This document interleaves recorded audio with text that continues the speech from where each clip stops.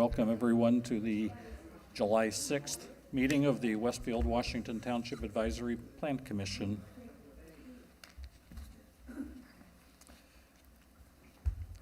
Greetings again. Will staff please note the presence of a quorum tonight? Ms. Berkman? Here. Mr. Deck? Here. Mr. Horkay? Here. Mr. Johns? Here. Dr. Kelleher? Here. Mr. Maui? Here. Mr. McCarty? Here. Mr. Schmitz? Ms. Boljaric? Here. Mr. Schmitz? You have a quorum. Thank you. We have a set of minutes to approve from our June 21st meeting. If there are any questions, there shouldn't be many with the current format.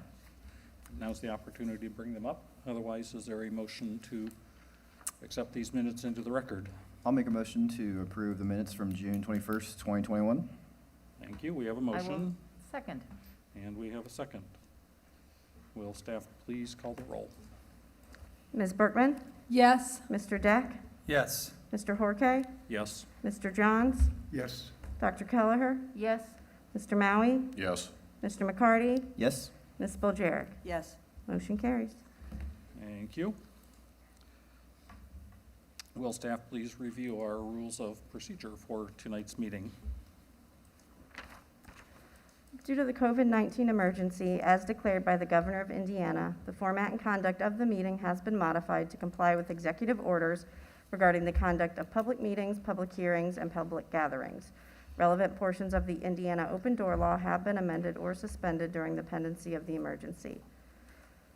For our items tonight, which do require a public hearing, the meeting will have the following structure. The department will summarize the petition, then the petitioner would be given up to 15 minutes to present to the Plan Commission. The president will open a public hearing, and individuals will be given 3 minutes to speak. The public hearing will be closed when all interested members of the audience have had a chance to be heard, and any emails received during the meeting have been provided to Plan Commission members. The petitioner will then have a chance to respond to comments, and the Plan Commission will follow with any comments, questions, or concerns regarding the petition. For our general rules of conduct, we ask that you please not disrupt the proceedings in any way. If you need to have a private discussion, we ask you please quietly exit the room. Please silence your devices at this time, and again, if you must answer them, please quietly exit the room. If you are attending in person and wish to speak in regard to a petition scheduled for a public hearing, please fill out a yellow card, which are available in the back of the room as well as up front, and bring it to me prior to the presentation of that petition. During your comments, please state your name and address into the microphone for the record, and we ask that you not repeat previously stated comments. Your presentation will be timed, and you will be advised when there's approximately 30 seconds remaining. If you are not attending in person and wish to comment on a petition, you should email your comments to planners@westfield.in.gov with the petition name and/or number in the subject line. We would also like to remind everyone to please speak directly into the microphone so that your comments can be put onto the record. Also, please mute your microphone when you are not speaking if you are on the call, and if you do come to the podium to speak, please ensure that the mic is on, indicated by a green light, and if not, please turn it on before you begin speaking. Thank you. Thank you. We have a consent agenda item for 2 industrial buildings on the north side of 169th Street east of Oak Ridge Road. Is there a motion to approve our consent agenda? I make a motion to approve the consent agenda as presented in the staff report. Thank you. Do we have a second? I can second it. Thank you. We have a motion. We have a second. Will staff please call the roll? Ms. Berkman? Yes. Mr. Deck? Yes. Mr. Horkay? Yes. Mr. Johns? Yes. Dr. Kelleher? Yes. Mr. Maui? Yes. Mr. McCarty? Yes. Ms. Boljaric? Yes. Motion carries. Thank you. There are no items of business, but we do have 5 public hearings. A reminder right at the top of it for anybody that might be attending virtually, we will pause at each public hearing to allow opportunity to send an email, but to keep the meeting flow a little better, if it's at all possible, if you know what you're going to say and you're attending virtually, please start sending those comments right now. First item is the Compton subdivision, 2107 ODP 14 and 2107 SPP 14.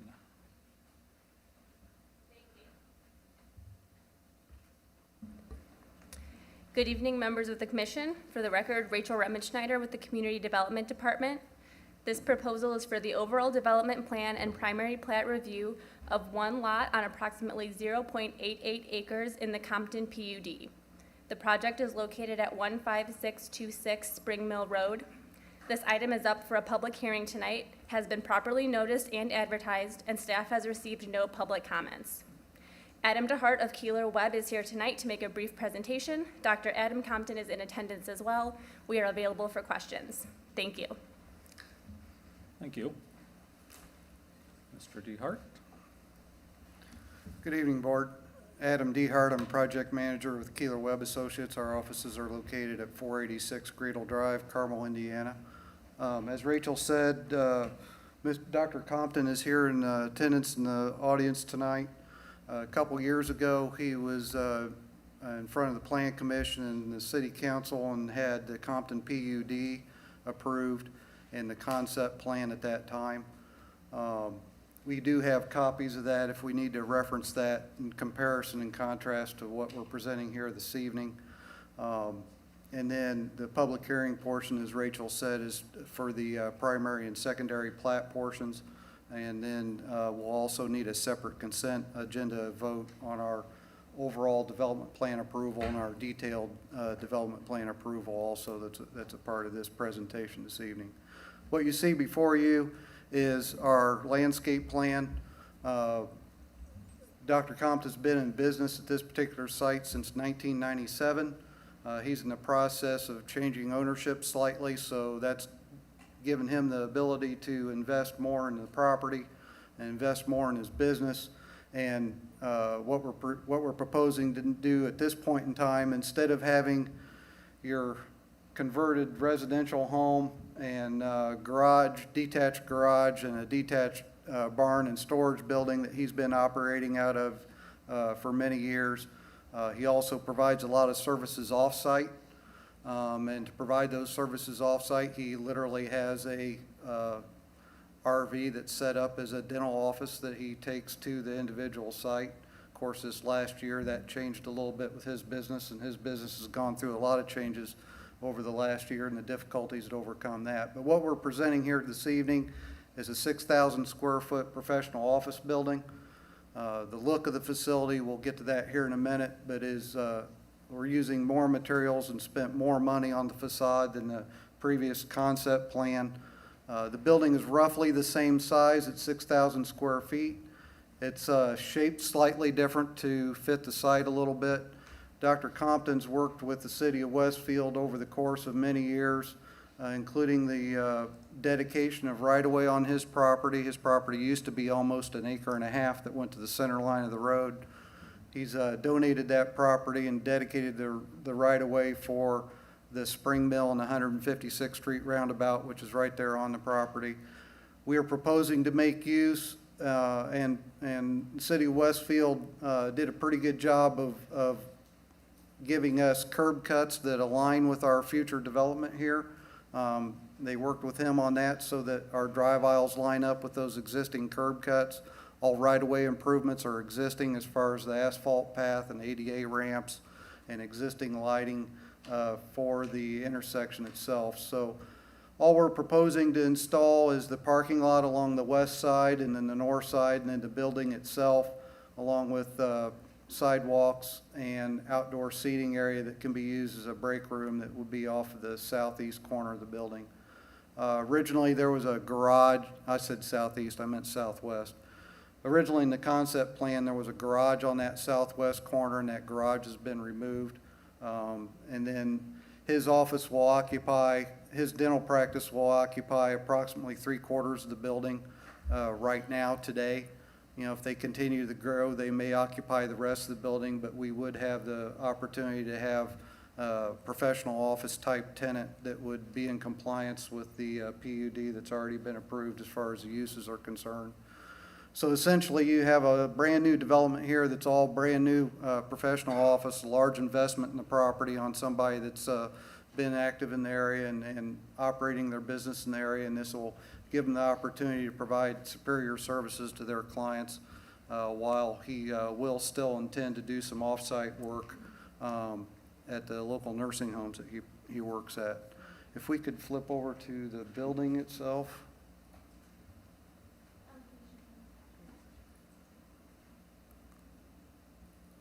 I'll go over that briefly, and then I'll finish with the actual plat itself.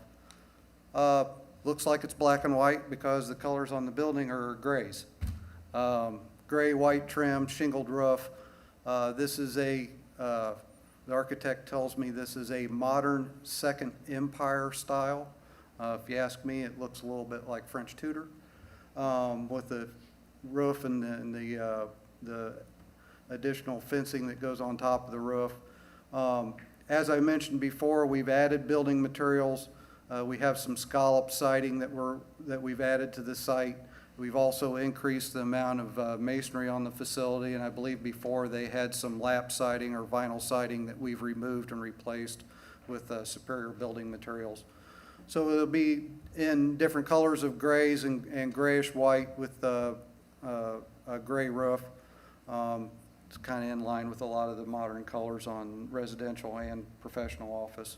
And then if you flip over to the plat briefly, I'll go over that, which is our public hearing item today.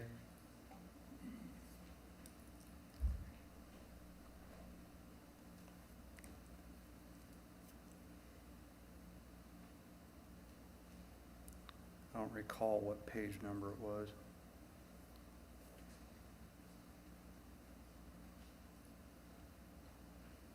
There it is, number 1, please.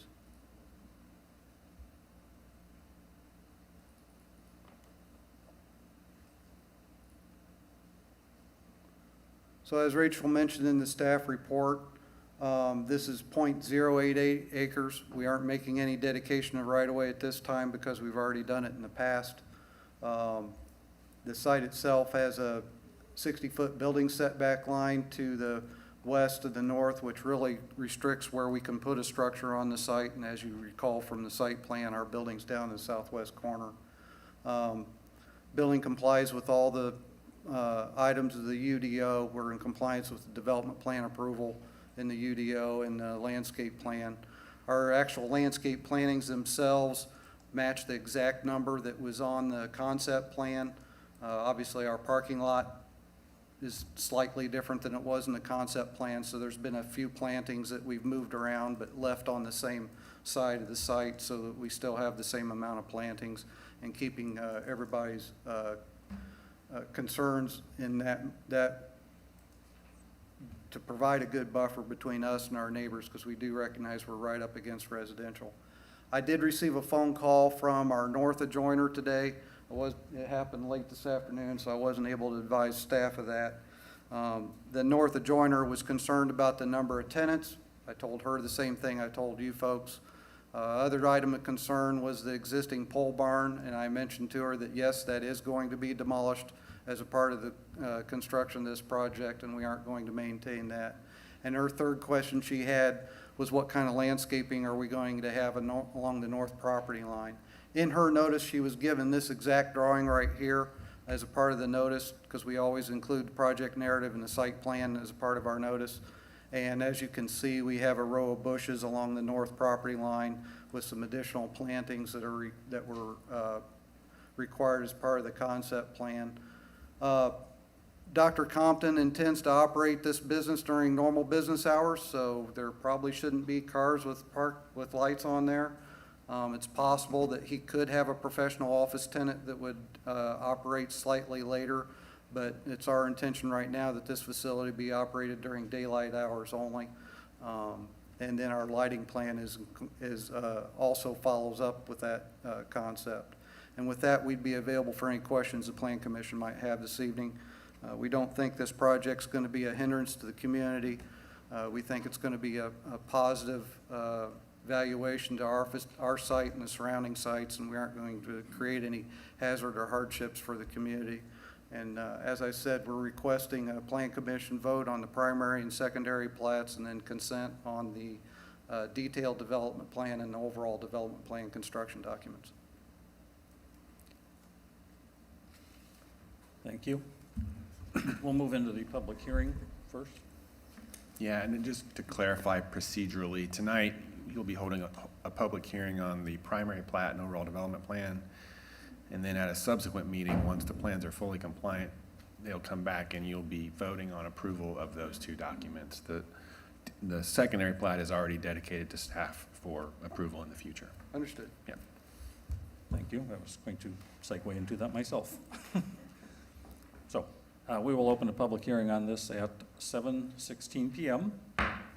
Do we have any cards? We have no cards, thank you. And we have no emails?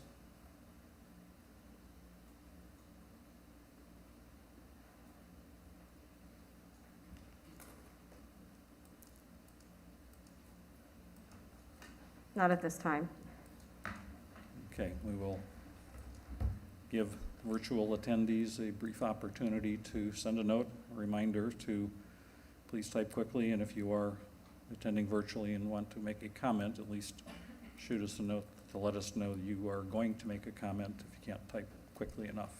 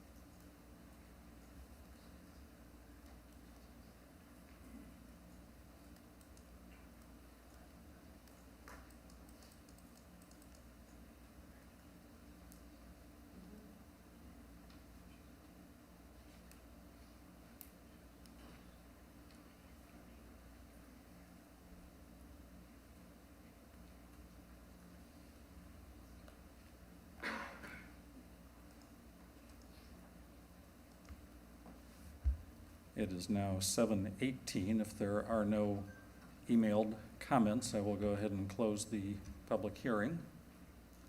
And we will start commissioner comments on my far left with Mike Johns tonight.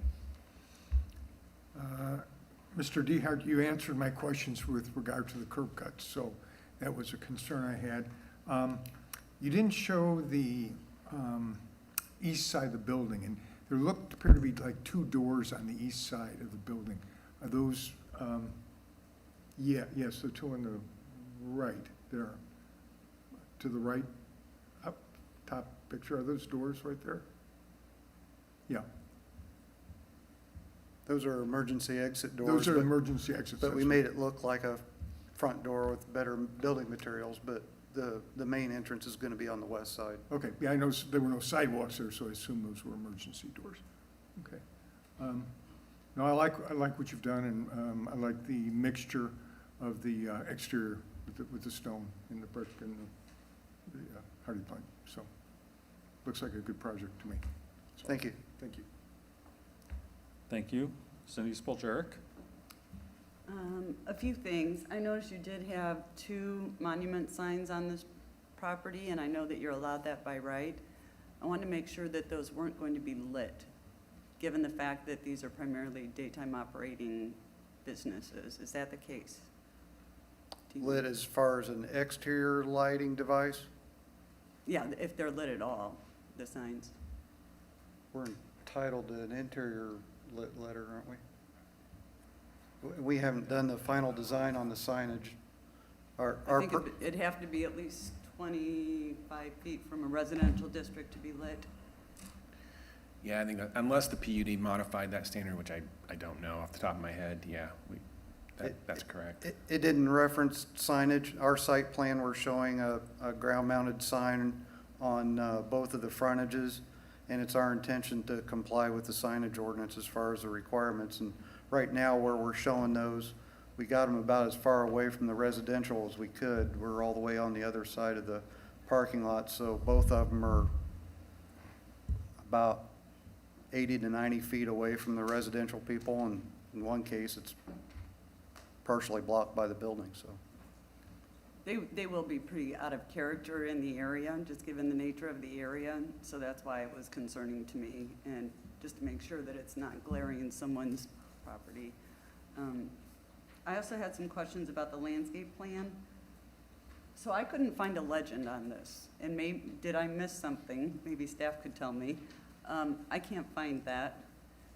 And so you say you have the number that you did on the concept plan, which I had to search pretty hard for the concept plan.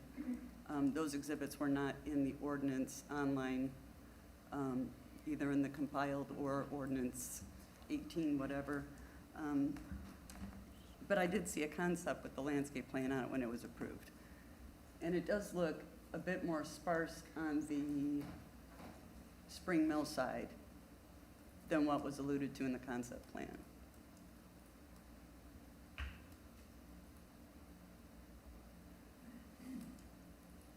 So what you see there is the concept plan that you were referencing. It has slightly different shaped building. The parking lot. That's not the one I was referencing, actually. It was a This different one. plan Was it here color? is the concept landscaping plan. From 2018. 2018, yes. Okay, because the only other version I saw was a color version from a different document, probably the presentation documents at council. I don't know about that. I wasn't a part of that. Okay. Well, again, I couldn't find exactly what is planted because there wasn't a legend. And so to say things like, well, there's shrubs on that northern border, are they 1-foot shrubs or are they 10-foot shrubs? You know, I don't know. So I'm just trying to figure that out and If you'll go maybe back to make our sure you detailed have the plans, detail. There's no legend that this- goes with this. This particular landscape plan was just the site, but we do have a landscape plan that was part of our construction documents that goes into detail on all those items, if we can get over to it. That wasn't included in our materials It'll probably that be I like saw. page 18 or 19 of this. Page 17. 17? Yeah. Thank you, sir. And the legends on that one? Yes, ma'am. Yes. Okay. I only saw the tab for the landscape plan that was on the agenda, so if you had the same problem, anybody up there, I guess we have to look at page 17.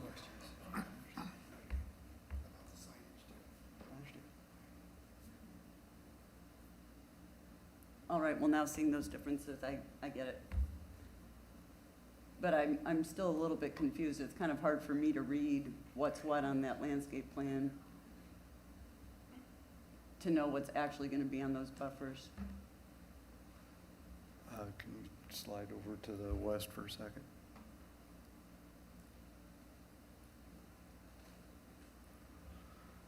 So we're going to have boxwood and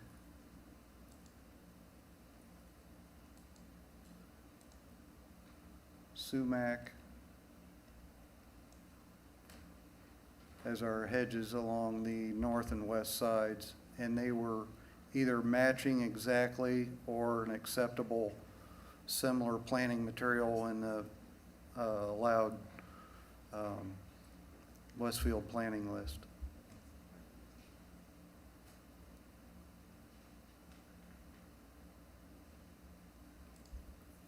Like, for example, if there were 40 bushes along the north property line adjacent to the parking lot, we tried our best to match those 40 bushes in that same location.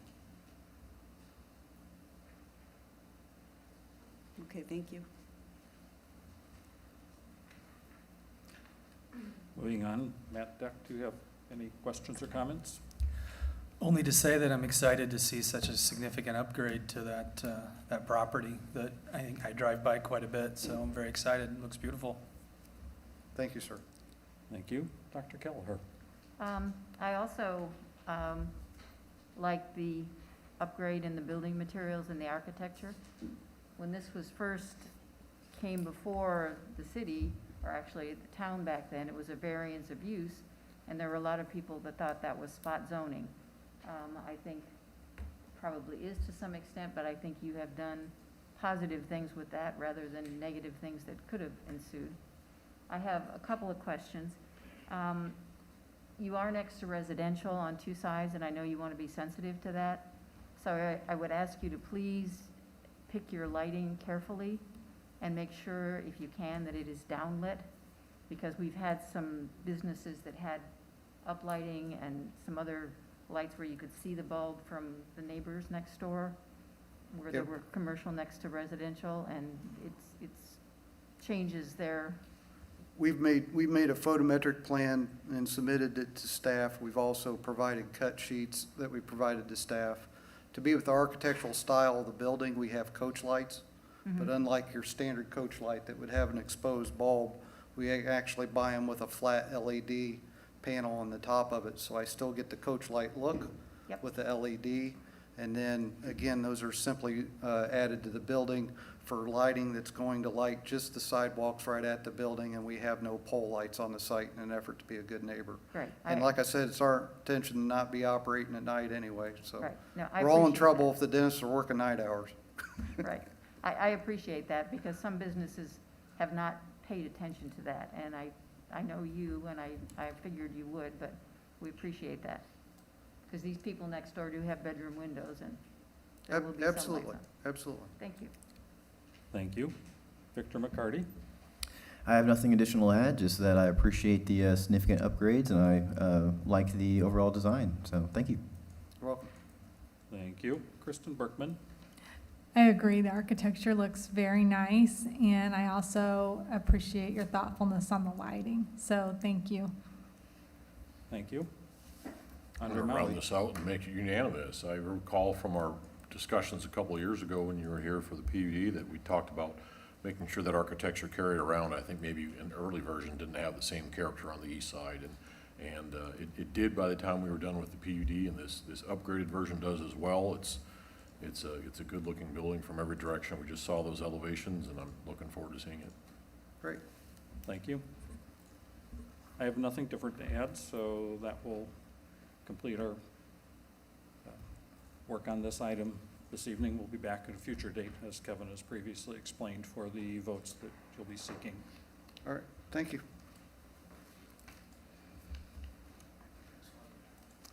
Moving on, our next item is Chatham Villages South, 2107 ODP 16 and 2107 SPP 16.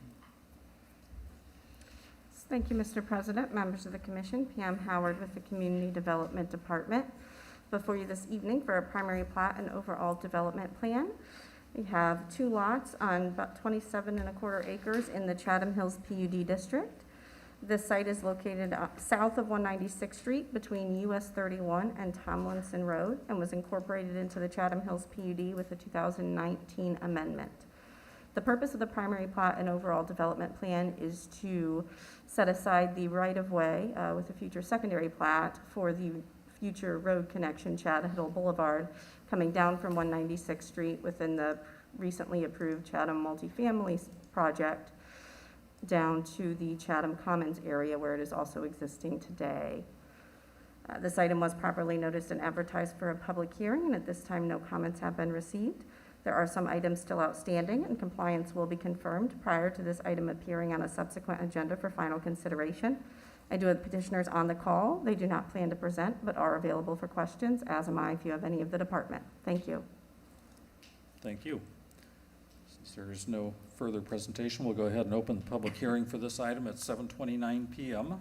Do we have any cards or emails? Not at this time. Thank you. We will hold briefly for any written correspondence. Once again, anybody that might be attending virtually that has comments on this or future items that remain on our agenda, please get us your correspondence to planners@westfield.in.gov.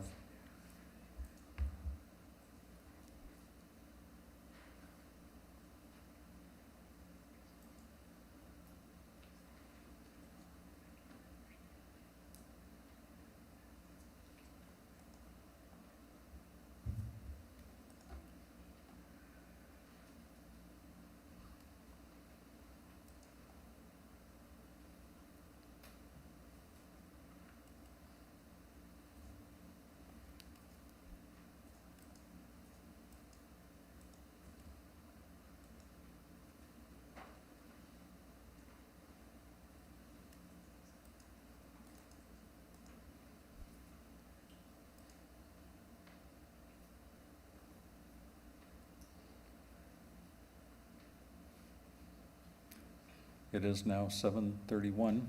If there are no written communications, we'll close the public hearing. See if there are any commissioner comments, starting with Cindy Spoljarek. None at this time, thanks. Thank you. Matt Deck. I don't have any, thank you. Very good. Dr. Kelleher. None for me, thank you. Thank you. Victor McCarty. No questions or comments, thank you. Thank you. Kristen Berkman. None, thank you. Thank you. Andre Maui. None here, thanks. Very good. Mike Johns. No questions, no comments. Thank you. Thank you. It's unanimous. I have none as well. So we will move on, and this will be back on our future agenda for the subsequent votes that are a part of it.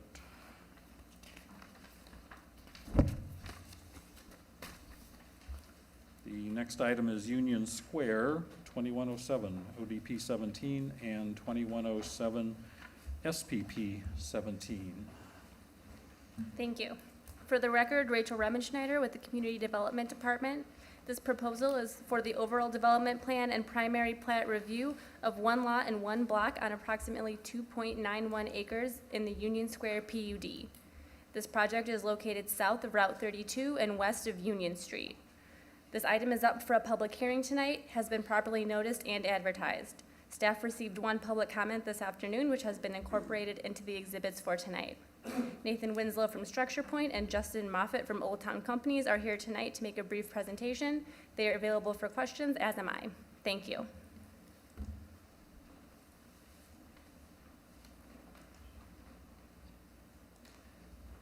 Justin Moffett with Old Town Companies. I'll be very brief since you've heard plenty from me in the last 2 years. This filing is largely administrative. It's a duplication of everything you've seen this last year. We're really trying to get ahead of all the engineering work that needs to happen, especially as our project dovetails into the State Road 32 right-of-way planning. So really, we're getting the boundary limits of our plat set, working on stormwater issues with the county surveyor's office, since we have to manage the drain that happens to run through the middle of the site. So this is really a duplicate of what you've seen in the last PUD amendment process. And we'll be, again, back before you to talk about really the vertical construction, the architecture and the buildings, but really setting the limits of our plat at this time. So glad to answer any questions, but it's what you've already seen so far, so thank you. Thank you. We will open the public hearing on this item at 7:34 p.m. Do we have any comments or emails? I do have one card, Melody Jones. Thank you.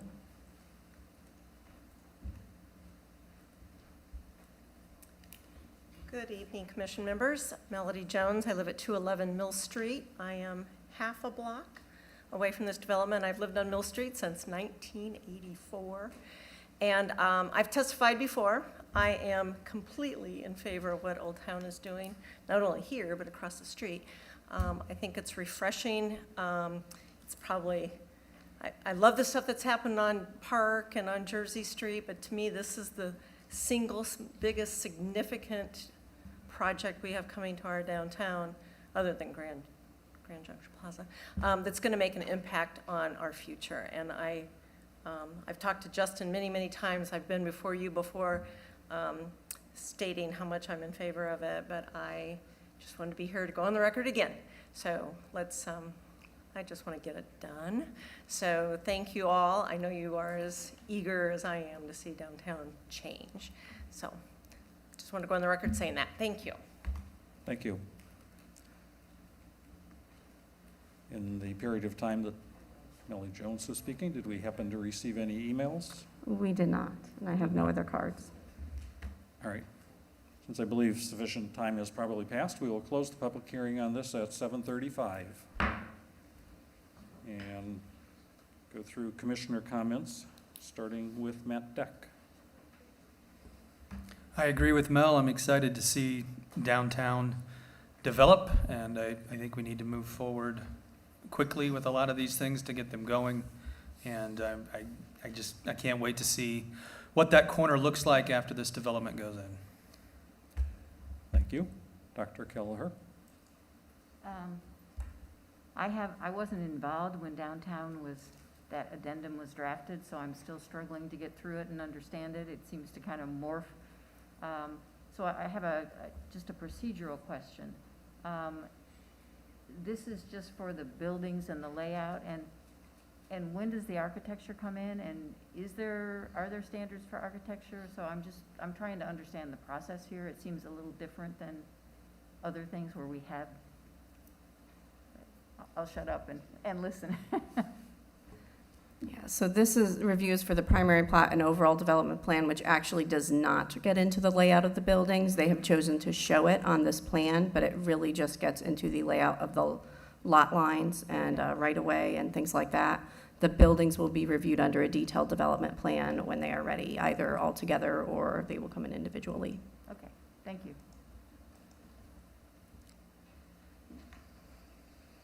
Moving on to Victor McCarty. Just, I'm excited to move this project forward, so thank you. Thank you. Kristen Berkman. No questions tonight, thanks. Thank you. Andre Maui. I know, as Pam said, we're gonna have a discussion at some point, I'm sure, more spirited about the architecture of the buildings, but for right now, like everybody else, I'm glad to see this next step so you can push forward with the engineering, and it's a long time coming. Thank you. Mike Johns.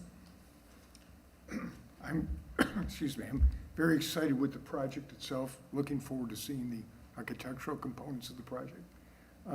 Little concern, though, with what we've got tonight, just, and I understand this is just a step that we need to take, but it was hard to, as I tried to review it and go line by line, I think there were like 76 compliance items, and 43 of them were still under consideration. So we're really looking at just about 40% that were agreed to at this point. So I'm assuming staff is going to take the bull by the horns and nail down that other 60%, but it gave me a little concern as I read through it. Yeah, just jump in on that, absolutely. That's not uncommon at this stage of review. Just kind of to give you a little bit idea of the sequence here, a petitioner will file, right, application with us, a plat, in this case, overall development plan. It'll go through TAC review within, a couple of weeks of filing, so we'll do our initial review at that point, provide them with detailed comments of those, in this case, those 60 whatever items that are still identified as outstanding. We've given them detailed comments on how to address those. And really just within a week or two after TAC is the scheduled public hearing, so there's really oftentimes not enough time to turn around revisions for the applicant prior to the public hearing. That's been scheduled and noticed for some time leading up to TAC, frankly. So really kind of the way our process is set up is we'll go through TAC review, they'll come here, get their public hearing, receive comments from you folks and from interested neighbors. And then once they have all of the issues, including issues we've identified and the issues identified at this meeting, then they'll make changes. Rather than make multiple sets of changes along the way, they'll make generally one change, hopefully, to bring it into full compliance once, right? Rather than making a lot of back and forth changes.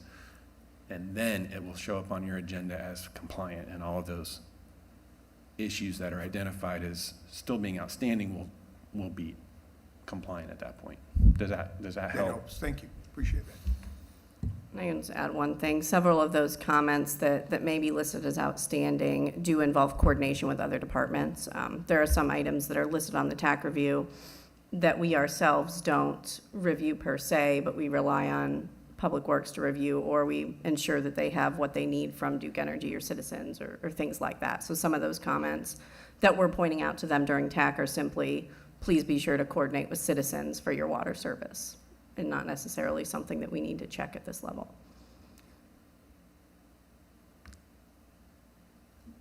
Thank you. Cindy Spoljarek. Just a few questions, and one is more of the process. In the PUD, we talked about, well, at least it said, that the architecture would be figured out with a public process prior to development plan. And here we're at development plan, and I think you thought that our process was similar to Carmel's maybe, with their ADLS, maybe. And so there's a bit of a disconnect because we don't see this again until it's actually on consent agenda, which then it's already compliant or not with staff. But we never figured out the actual architecture. So that's something I'm concerned about because we never did that. And so that's a pretty big thing. Anyone want to comment on that? May I address? Please. I think I had a soapbox moment at our either council meeting or our last APC meeting where I acknowledged that we have been in a very redundant 2-year public process. So we have a public hearing process. So this is a public process. People have a right to see the drawings and make comment, and we can make adjustments. We had a very inclusive community process where people were invited to meetings.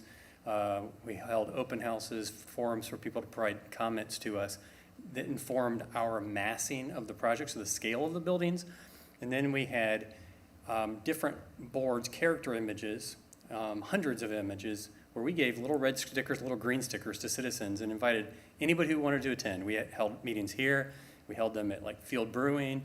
And so people were invited to come tell us what they liked, what they didn't like.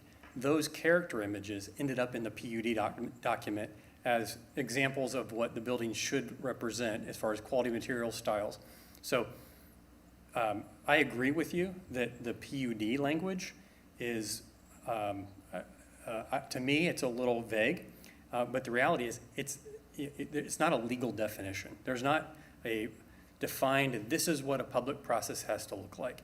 And so I would feel very comfortable looking at each of you and I and saying, we did the public process. Probably did it 5 times. But we're going to do it again because here we are again tonight. It's open to public. We're going to submit drawings for each building, each phase of this project, and share images. And if it's the extra mile to hold another forum prior to going through the APC process for public hearing on the architecture again, glad to do it. And so we're not hiding from anything. It's just the reality is it's not a defined definition as a legal definition in the ordinance. And candidly, it was put in our ordinance at the request of a council member. And we said, sure, we've got nothing to hide. We'll submit to this public process. So we've been talking with staff about what does that actually mean. And I think I've come to the conclusion that we've done it. We've met that requirement. And so if there is another step that you would like us to see, I guess I would request that you or the APC or council define that for us, and we'll take action on it. We're glad to do so. That's just the part I'm kind of confused about is I don't even know what would be compliant in terms of what was approved because it was kind of a placeholder in the PUD in terms of what the buildings were actually going to look like. And so that's just where I'm a bit confused. And that's not necessarily this process, but because in the rezone they called for that approval basically, or at least that public process prior to development plan approval, which is why I'm still wondering how that's going to play out. Because we won't see it again. I mean, at least I don't think we will. Yeah, I mean, on a consent agenda, you would, but there wouldn't be a public hearing tied to that per se. So right. I would go on the record and say because of that, and because our goal was to build goodwill and engage stakeholders in the downtown, that we'd be glad to hold, even though it's not a requirement of your process, another public meeting to say, here's what we've come up with. Is there feedback that's relevant that would help us make adjustments to the plan prior to the consent agenda item?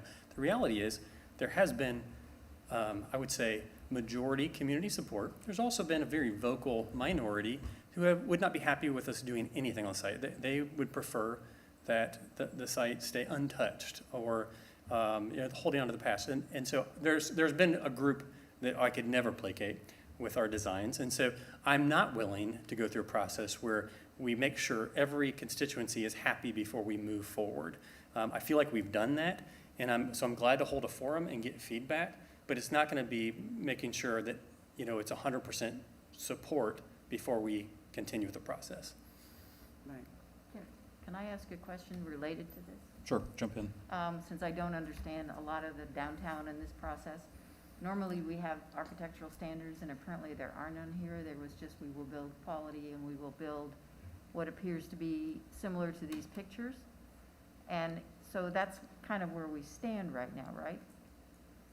And I guess I'm asking Kevin, that means that whatever was in those pictures originally, this would have to be similar to it.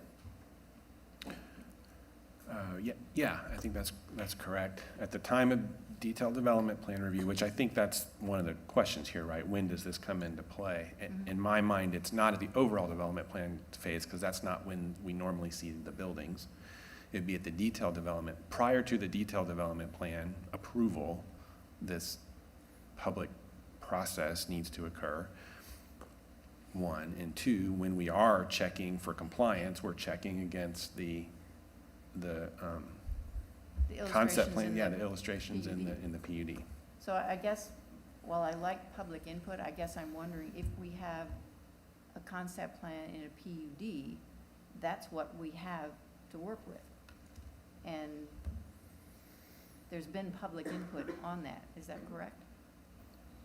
Yeah, that's correct. So it seems to me to change that would be, Yeah. we've already Yeah. got something. Depending on how drastically changes come out of that, it could Yeah, that trigger a would PUD kind of amendment. throw Yeah, another I see where you're thing going into with the this. works that, so I guess the question is, was everybody happy with the concept plan originally that was passed? And if so, that's, I may be making this too simple, but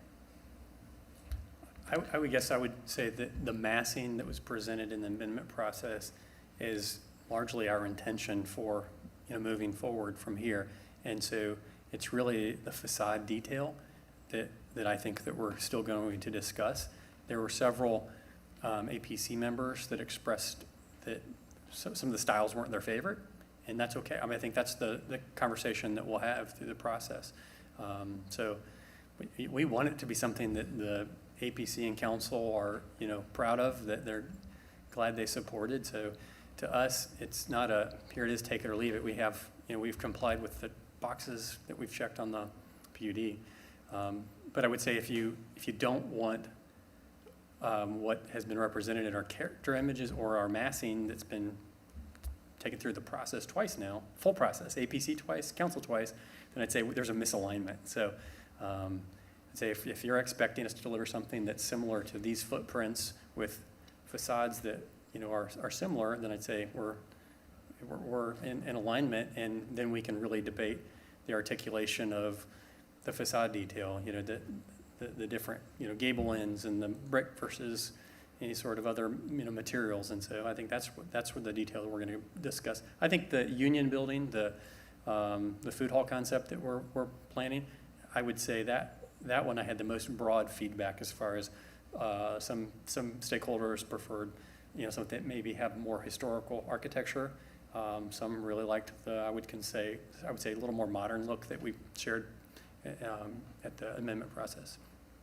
okay. And I guess my concerns would not be the design so much, because everybody's going to have a different idea, but the massing, which I assume would also include heights. Mhm. Okay, Yes, ma'am. thank you. Are you good, Cindy, or you have more thoughts? Well, what we approved when we were looking at the pictures did not include all the elevations that we're gonna actually see in this project, or even close to that. We only saw a few, and they're pretty general. So I want everyone to be aware that that's where we're at, because while that's not usually something we talk about at this stage, this specific PUD did say that. And so that's where I have a bit of a disconnect. But the other thing was the parking garage issue, and that is not on this. Is it gonna have to come back through if and when that parking garage is approved? Does that alter anything on the development plan?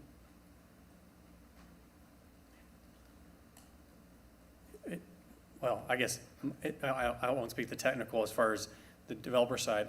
It would be included in that large-scale building that includes the multifamily. That would be part of that specific filing. So we would be, assuming we would continue on with the process that we agreed to with council and the administration, that we would come to some terms on a final project agreement regarding a public-private partnership for the construction of the garage, and that we would be filing for the approvals because it's a single building. It will have a condominiumized ownership, meaning the garage, as it's perceived today, would be a public garage with city ownership. Then we would own what's around the garage. So we would create a 3D legal description, but it would be built as a single facility, and therefore we would file it as one application. Okay, and just to challenge it a little further, the main building, on the big building with the apartments, on the east side of the building, you have, it looks like parking all along there and no access out any way other than Mill Street from the building. Is that true? Are you talking about the left side, the west side? Yeah. So what's contemplated is that there would be a garage access off of Mill Street to the west side of the building, and then to the east, internal to the site, there would be another garage access at a lower grade. So to the right of the garage structure, just right there, that would be an alternative access point. And so you could enter it from both sides, but at different levels. So the grade's about 10 feet lower on that east side of the building. And so you would enter what's called basement level garage at the east side, and at the main level, at the street level on the west side. So it would be 2 access points as planned. Does that need to be reflected on the development plan? Because right now it's just counting as parking.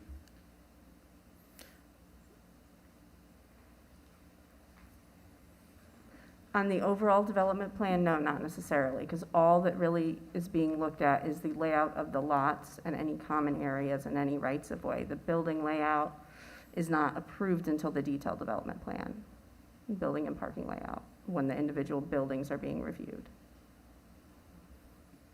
Okay, thank you. Would it be possible for APC to get a report from the TAC committee on what was discussed with this one, just so we're all aware? I'm not sure, I specifically our department report? Or Just the other- full TAC, everything that came out of TAC about it. Does that exist? I don't know. I mean, we don't keep minutes of those meetings. I mean, and typically the petitioners are taking their own individual notes on what issues come out of the TAC comments. It's often things that we don't govern or control, so we're not taking detailed notes about all the issues that come up at TAC usually, unless it's something that impacts zoning. Okay. And then we're following up, but that's rare.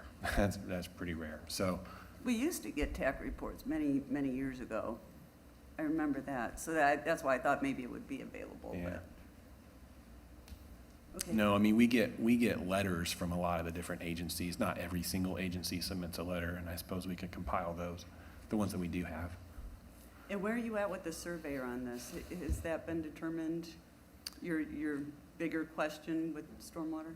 Yeah, the lawyers are negotiating the easement. Okay. So we're trying to define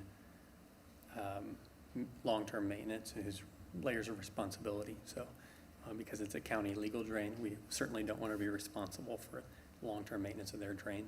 So just trying to navigate how we manage liability for hardscape that would go over the top of that, but it's all down a path that's all definitely have made progress, and there's no single issue that's keeping anything held up.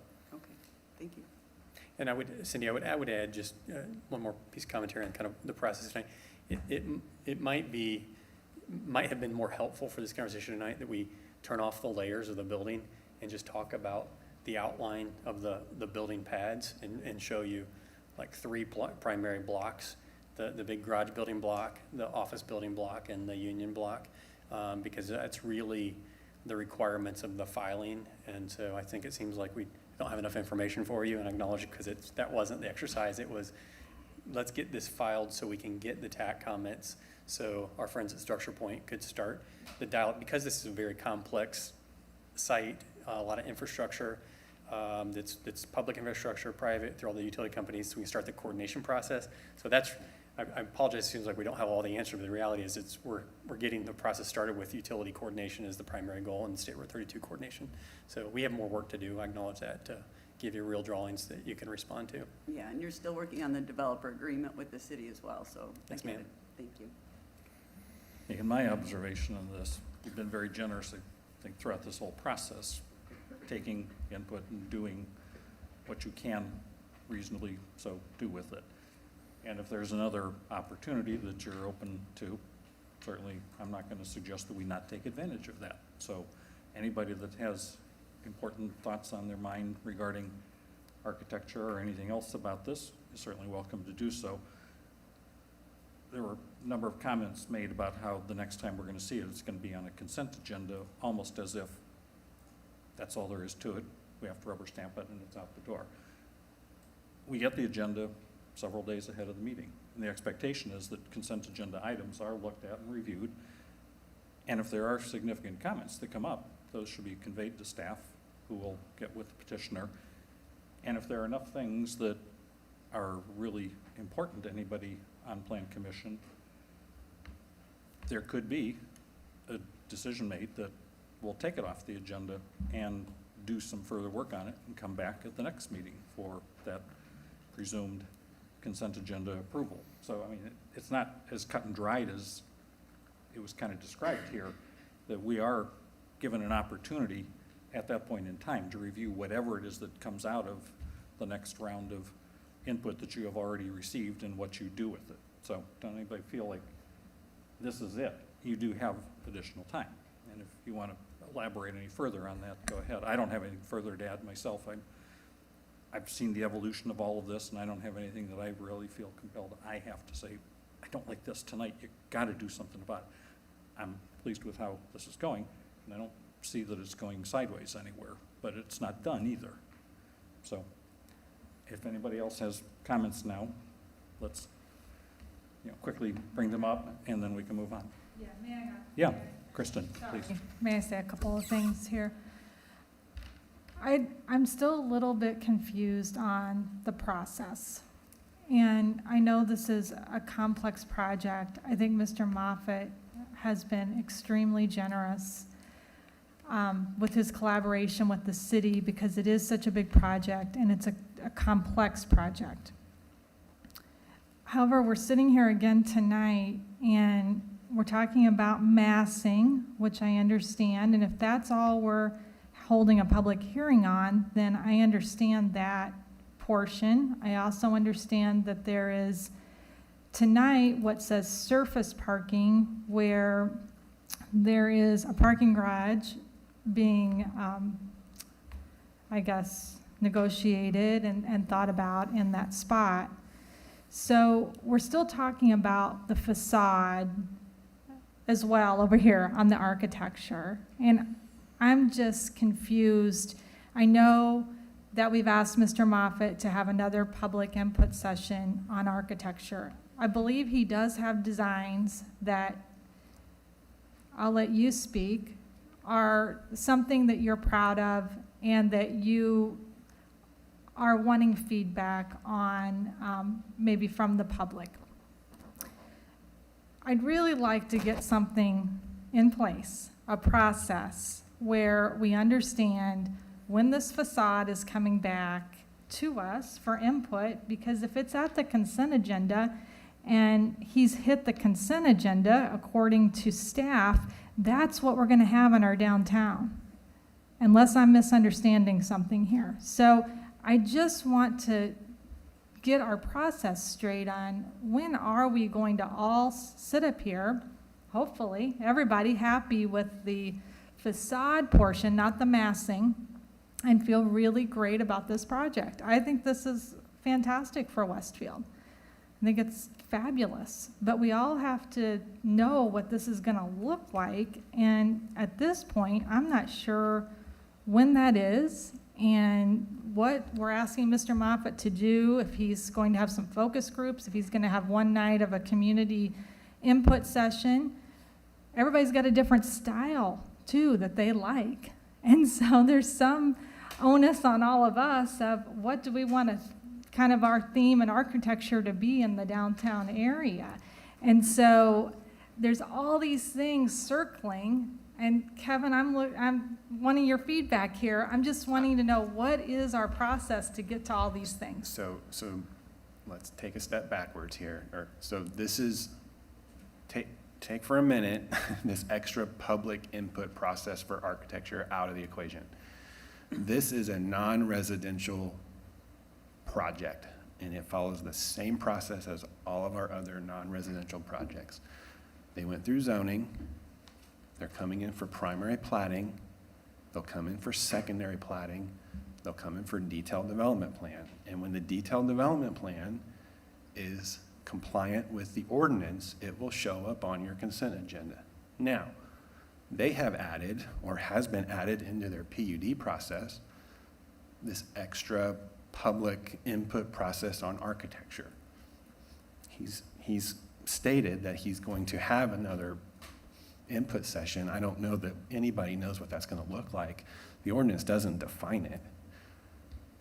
But it will have to happen sometime before it shows up on your consent agenda. That's all we know. Have I misstated anything to this point? No, I guess I sense a continual dissatisfaction with your own process that I have no control over. Because of your own process, we agreed to add in this public input session thing. That was language provided by council members 2 years ago. So here we are. And we keep showing up, sharing similar images, and people keep saying, great, build this. And I think I'm at a loss to tell you what more we could do. If we, like, there's not a legally defined term on what a public input process is. I would say, my attorneys would say you've met the requirement, you've done the meetings, you're good. There's nothing else you have to legally do. That's not our attitude, though. Like, we want to have a healthy relationship, and even though it can be a consent agenda item, I don't want this body dissatisfied. We are Hamilton County-based business. We intend to do more work here. We want to keep our reputation that we think is strong, and so it's not to just say we already got it zoned, take it or leave it. It's let's figure out what that looks like. And I am glad to spend more time with Kevin offline talking about, maybe it's unorthodox, but what additional step could we take to help satisfy the concerns of the commission? And if there is a method where we're allowed to show up and share updated design images as an unofficial item at the Planning Commission, willing to do that. We're starting to, now that we have the recent round of zoning approval, we're now doing really detailed planning. And I would acknowledge that I don't want to spend the money to take it really far and then have you dissatisfied with it. So I would feel good about bringing some updated conceptual images to this body and saying, well, what do you think? And knowing that it's a collaborative process. You might not love it. It might not be your flavor. It doesn't, we're not going to satisfy everyone, but does it largely meet the spirit of what we talked about? Is it tasteful? Is it timeless? I think that's the goal. We acknowledge that, and I think we're talking about it so much because it is such a significant change to the landscape of downtown. And so that's why we don't want to be heavy-handed with it, but we just acknowledge that there's not a process for it. And so I think that's the frustration. You're asking staff and us to say, tell us what's next. Well, what's next legally is the consent agenda, and we're done. So we're willing to do more because we understand the importance of it. With all the procedural issues, questions that have been raised, which admittedly I had not thought of, I think this is a great discussion this evening to some extent. I was going to offer 2 suggestions, maybe almost even a request if I could make them that strong, Justin. First of all, by the way, you said you think your reputation is strong. It is strong. I can tell you from everybody I've talked to and experienced. One, as far as the ODP, and you already touched on this, I was going to suggest earlier, just strip away what you didn't need on this exhibit. It's caused a lot of confusion about what we're going to be voting on when it comes back as an item of business. So what you said maybe we should have, I think that would be a very helpful thing to do, just to eliminate that confusion. And then earlier, I think it was Dr. Keller or somebody brought up the point, what are we going to use when it's on the consent agenda as our baseline? Since we have concept exhibits and then public input, which we asked you to collect. then does that change the marker? And I don't know how reasonable of an ask this is, but to put it out there, if there's any way that you can summarize into an exhibit, maybe that public comment, that input, it might give us the tools to supplement the concept exhibits with whatever that input was. The red dot, green dot type feedback you got from design charrettes could help us in that process when we see this days in advance of having it on the consent agenda. That's helpful, thank you.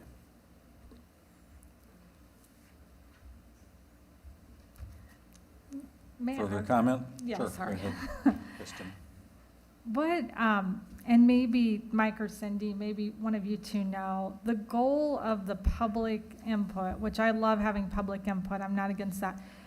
But the goal of it, can you, either of you, talk about what we're hoping to get out of public input at this stage? Is it,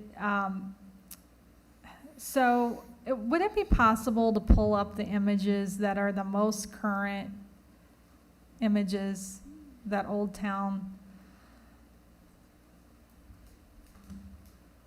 In all honesty, as we were going through the process, it was pretty much, I mean, and Justin, I know you said this multiple times, that these buildings were not going to be the final, that these were basically just to show you massing. And so that's when we were all looking at it. And then that's why the language was inserted, that we would go through this and figure out the architecture later, if you will. That's where all this is coming from. Okay. So what was in there, I mean, it looks like that could be a project. It looks like facades, but when we approved it, it wasn't like, yes, we're approving that specifically. Because the conversation was, we'll figure that out as we go along. So I think that's where this disconnect is, Okay. personally. Am I wrong, Justin, in your I mind? think that's fair. It might also be helpful for us, when we're back at our next interaction, to give maybe a timeline of what has been done, but more importantly, what we're committed to do for the remainder of the process. So step by step, separate from the consent agenda, which, so what else are we willing to do that would make this more of a public input process? Knowing that if the public, we're going to have public input says we don't want anything more than 2 stories. Well, I've shown massing, we've gone through this process, that's not going to happen. Okay, so it's really going to be the detail of the building design and the architectural styling of the building. And I really appreciate everything that you're doing and all these steps that you're taking, because this will be the anchor of setting a flavor and a style for this downtown. And I think that's why there is caution in the whole process of just making sure that the community embraces it, everyone's excited, and it really is representative of who Westfield is. Yeah. And I know you want that too. I mean, it's a partnership and everybody wants that. So I think a timeline with steps would be extremely helpful. And then, and we get this architecture in a timeline and how that's going to look. Yeah. Good For news is I'm not evaluation. hearing that any of us have any conflicting goals. It's just clarity of process. I have a naive question. I mean, when I go back and look at Exhibit C, page 1, if you can go to, I mean, when I look at that, I think, well, that's what we're going to get, something similar to that, because that's the picture. So that's, if that's different, markedly different, then. So every image in there Mhm. is based on the most green dots in the public Okay. input we had. So we let the public inform what made it into the PUD document, with the understanding that once approved, to Cindy's point earlier, we would still go say, hey, based on everything that we've learned so far, here's what we think the final image is, give us feedback, one more round. So I think we need to do the one more round process. Because right now, it's like, that's what I would expect. And I think there's an even more updated character exhibits, correct? From the recent Where- round, yes. Yes, so I have a different character exhibit actually pulled up on my screen. that's more the latest with the correct massing and the, I guess, proposed with the parking garage in the center of it. There we go. Thank you. Yeah, we had a pretty lengthy discussion about this when it was in front of us, more in conjunction with the expansion of the PUD, not so much this part of it, but we did go through this at some length. And I'm not sure how that may have registered with you, if anything about that meeting several months ago caused you to make any changes. Yeah, might have, but I would have Yeah, we received been no surprised feedback if that you led us had. to make any adjustments to the detail. Okay. And there was quite a bit of change between the Yes, sir. October of 19 and the April of this year presentations.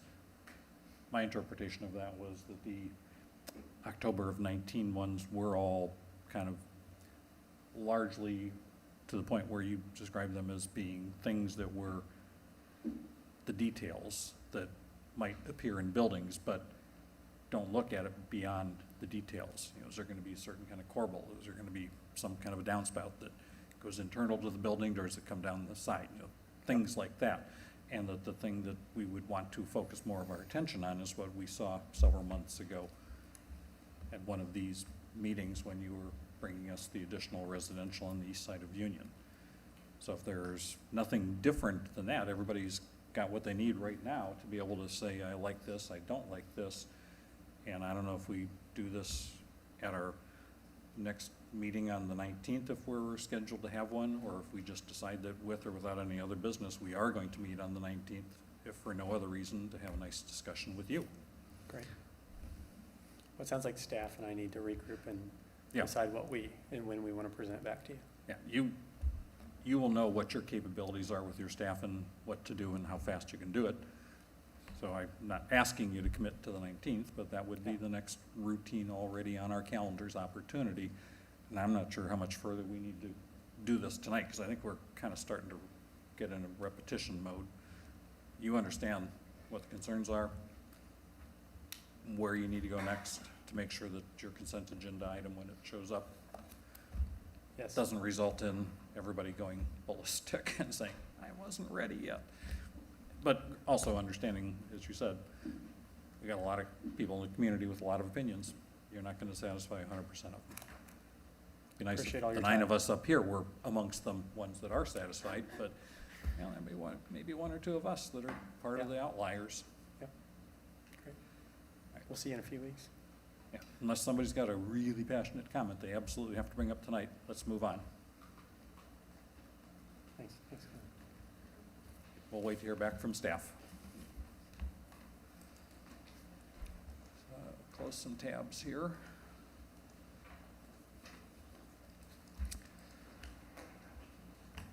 Item next on our agenda are two items that are kind of grouped together. Mule Barn Road Commercial, both here for public hearings, 2107 PUD 20 and 2107 ODP 15 and 2107 SPP 15. Are we able to do one combined public hearing, I believe, for this? So I will open the public hearing on this at 8:14. Do we have any cards from people present? Oh, wait a minute, yeah. Let's go ahead and have a presentation first. I'm so anxious. Good evening, Planning Commission. For the record, Dane Crabtree with the Community Development Department. The item before you this evening is a proposed rezone of 10 acres, currently zoned AGSF1 Agriculture Single Family Rural, to the Mule Barn Road Commercial PUD, as well as an accompanying overall development plan and primary plat. The 10 acres is located on the west side of Mule Barn Road, north of and adjacent to the existing Shelby Materials concrete batch plant, which is zoned open industrial. The property borders AGSF1 zone property to the north and SF5 single family high density to the west. AGSF1 properties exist east across Mule Barn Road. The project is located in the area that the comprehensive plan identifies as Business Park. This project had a virtual neighborhood meeting on the evening of June 22nd. There were no public comments at that time. This item is scheduled for a public hearing this evening. It has been properly noticed and advertised. The department received 2 public comments, which have been made a part of the public comment exhibit this evening. 2 additional public comments were forwarded to the APC after 5 p.m. this evening. Nathan Winslow of American Structure Point is present this evening to give a presentation, after which he will be available for questions, as why if there are questions of staff. Thank you. Thank you. Please. Good evening, members of the commission. Nathan Winslow with American Structure Point with offices at 9025 River Road, Indianapolis, Indiana, 46240. Do you have the presentation available by chance? There we go, perfect.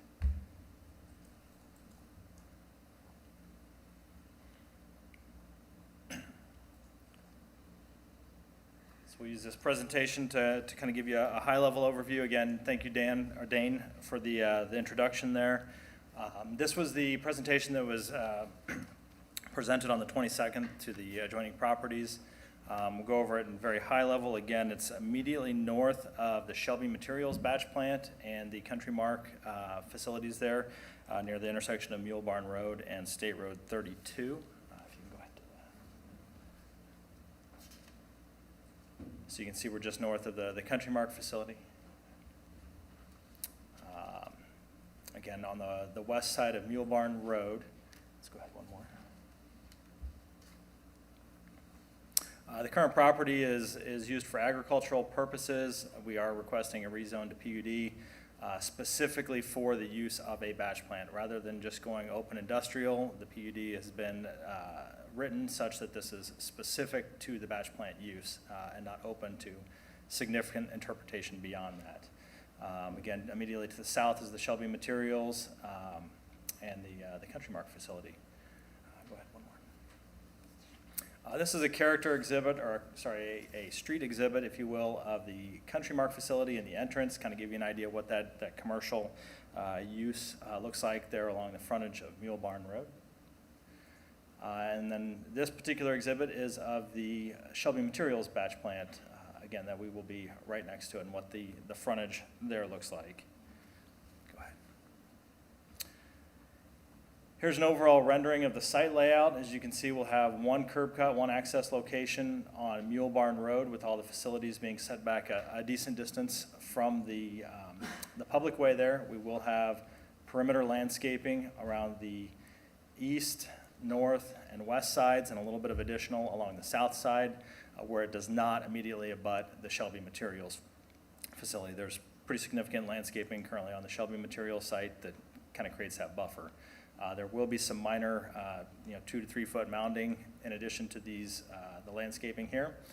Along the north side, to again maintain as much distance as we can from the adjacent property, we'll place our it'll be a dry detention basin located along that north side. That will drain and discharge into the legal drain immediately to the east of Mule Barn Road there. Go ahead. Here's a similar plant exhibit from another IMI facility. You can see the general character of what this will look like. It'll follow a very similar suit. Here's a couple kind of proposed renderings or views of what this could look like with some of the landscaping that's in there along the frontage. Again, the intent is to screen what we can. We're not going to be able to screen 100% of it, but we will try to make it blend in with what the surroundings are and do something similar to what has been done next door. With that, the general information about the facility, there will be 10 fixed employees, or approximately 10 at the site at all times. The project will provide an increase in commercial taxes for the city of Westfield. We are not requesting any incentives or tax abatement with this project, and IMI is a respected corporate owner who is very heavily involved in the community. With that, I'll kind of wrap up my presentation. I do have members from Patch Development in the audience, the current property owner, as well as representatives from IMI. We're all here to answer any questions you may have at this point. Thank you. Thank you.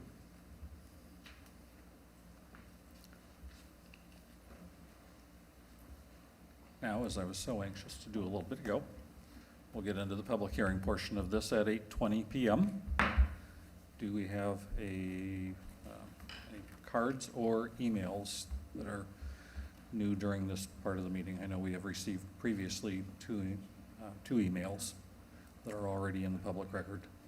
I have not received any emails, and I don't have any cards right now. It looks like some people are. If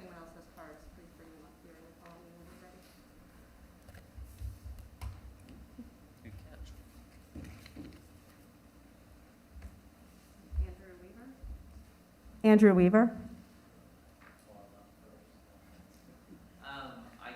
Move to the podium, please, and state your name and address for the record, and then share your comments.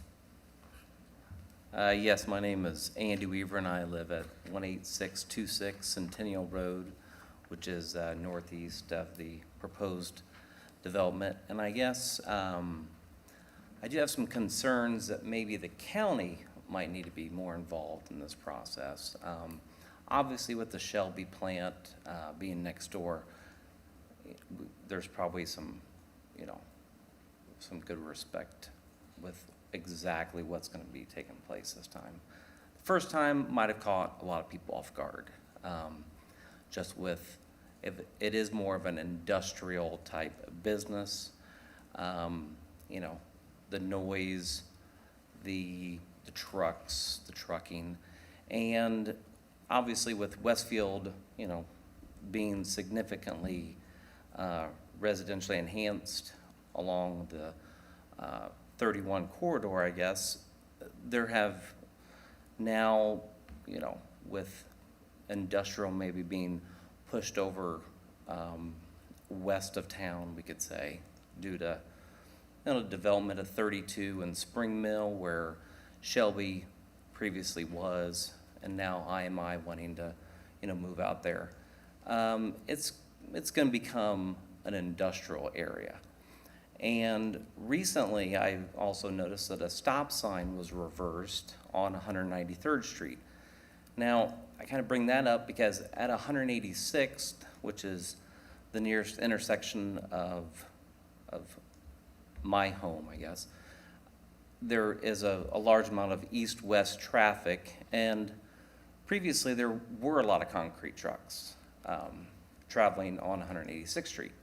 And I assume now with Mule Barn having 2 concrete batch plants, it would be running north-south and running over to the residential areas requiring, that is booming in the area, east and west, which would likely be 193rd Street now, because actually that is now east-west, free of stop signs without any roundabouts.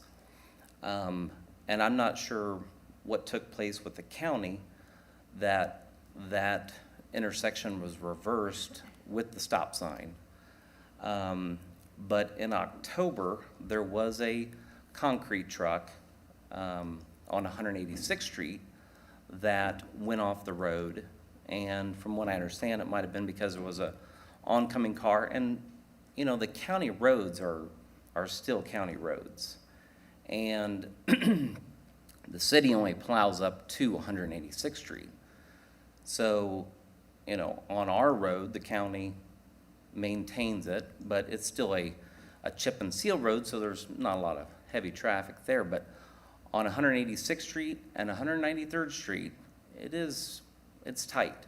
And there are some locations where the asphalt has actually kind of eroded over to the line that the county maintains the best they can, I suppose, with their budget due to there's a county tile that goes underneath, and, different areas. There's low-weight bridges, perhaps, on 186th Street.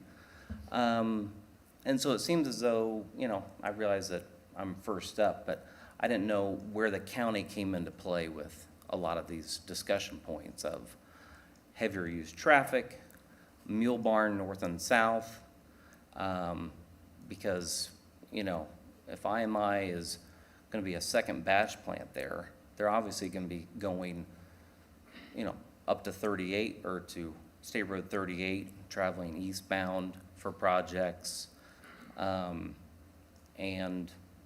on other county roads. If they so choose, I don't know if there's an obligation to stay on State Road 32. So I guess as the residents are concerned in the area, it would be nice to know what the Planning Commission's, future development plan is for the area, just like neighborhoods or, 15-year, 20-year plans, because, we need to probably have an idea that this is going to be a large industrial area that's, an ideal spot, because there already is industrial taking place there. So if it is, I think everybody would need to plan accordingly and, you know, be willing to either take it or slowly move or, I guess, retrofit their areas respectively. I guess that's all I have at the time. Okay, Thank you. Thank you. Carrie Matney. You've seen us sitting together, so we're kind of neighbors. And you know, I did send it an email. Yeah, I believe Dane Crabtree forwarded all the emails to Okay. Plan Commission. Okay. Please state your My name name's and ad- Kerry Matney. I live at 2977 West 186th Street. And I'm here representing my wife as well, although she is not present. And we really object to having an IMI plant. It's really not needed. We ask that the planners not approve the petitions. And again, as I said just a moment ago, we're within a half a mile of the plant. The concrete trucks already use 186th Street daily. The county roads weren't designed, nor were they built to handle the commercial heavy truck traffic. That's just a fact. The recent increase in housing development in the nearby areas has also greatly increased the foot traffic and bicyclists on 186th Street. And concrete trucks are going to create a safety concern.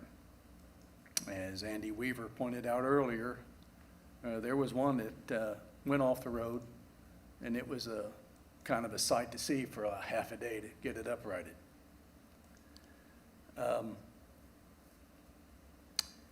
And I don't know why they don't, on east-west travel, I don't know why concrete deliveries don't use Indiana 32. And it's just beyond me, because it's a better road, it's a wider road. But that does not happen. And you know, both of these, this proposed location and where Shelby Materials is now, is essentially right at Mule Barn and 32 anyway. I don't know if you're familiar with that part of the county, but I mean, they're kind of right there. But they choose to go north up Mule Barn and either over 206 or 186. Noise is another issue. And noise kind of starts some mornings about 6:30. And as a crow flies, as I said a moment ago, all of a sudden you'll hear a big bang or a boom. You'll hear buzzers. So, and I know in the presentation, they showed the tree line, but those towers they use to make concrete, the trees are not going to cover up those towers. It just, I mean, if you go back to that slide, back in the background, he had like a watermark of trees covering up the towers, but that's not going to happen.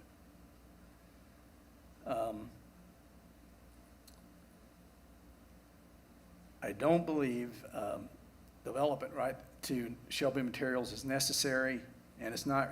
I don't think it's needed to meet the concrete demands in this area. I think Shelby can handle most of it. There are other locations approved and available for commercial zoning already. Why this area? Mule Barn Road is already in poor condition, and additional heavy truck traffic will even make it worse. And we ask that the Washington Township Advisory Commission go out and do an unannounced visit. Just go out and do an unannounced visit. Don't tell them you're coming. Just go do an unannounced visit. Go look at the traffic. Listen to the noise. Watch the dust. You'll see what we're talking about.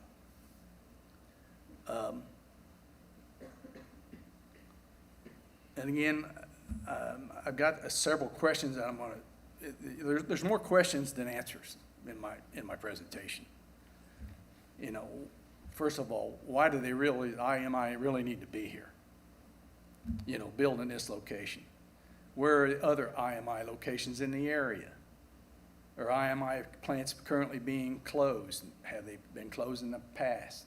Are there current closures forecasted? What's the future? Are they going to close them?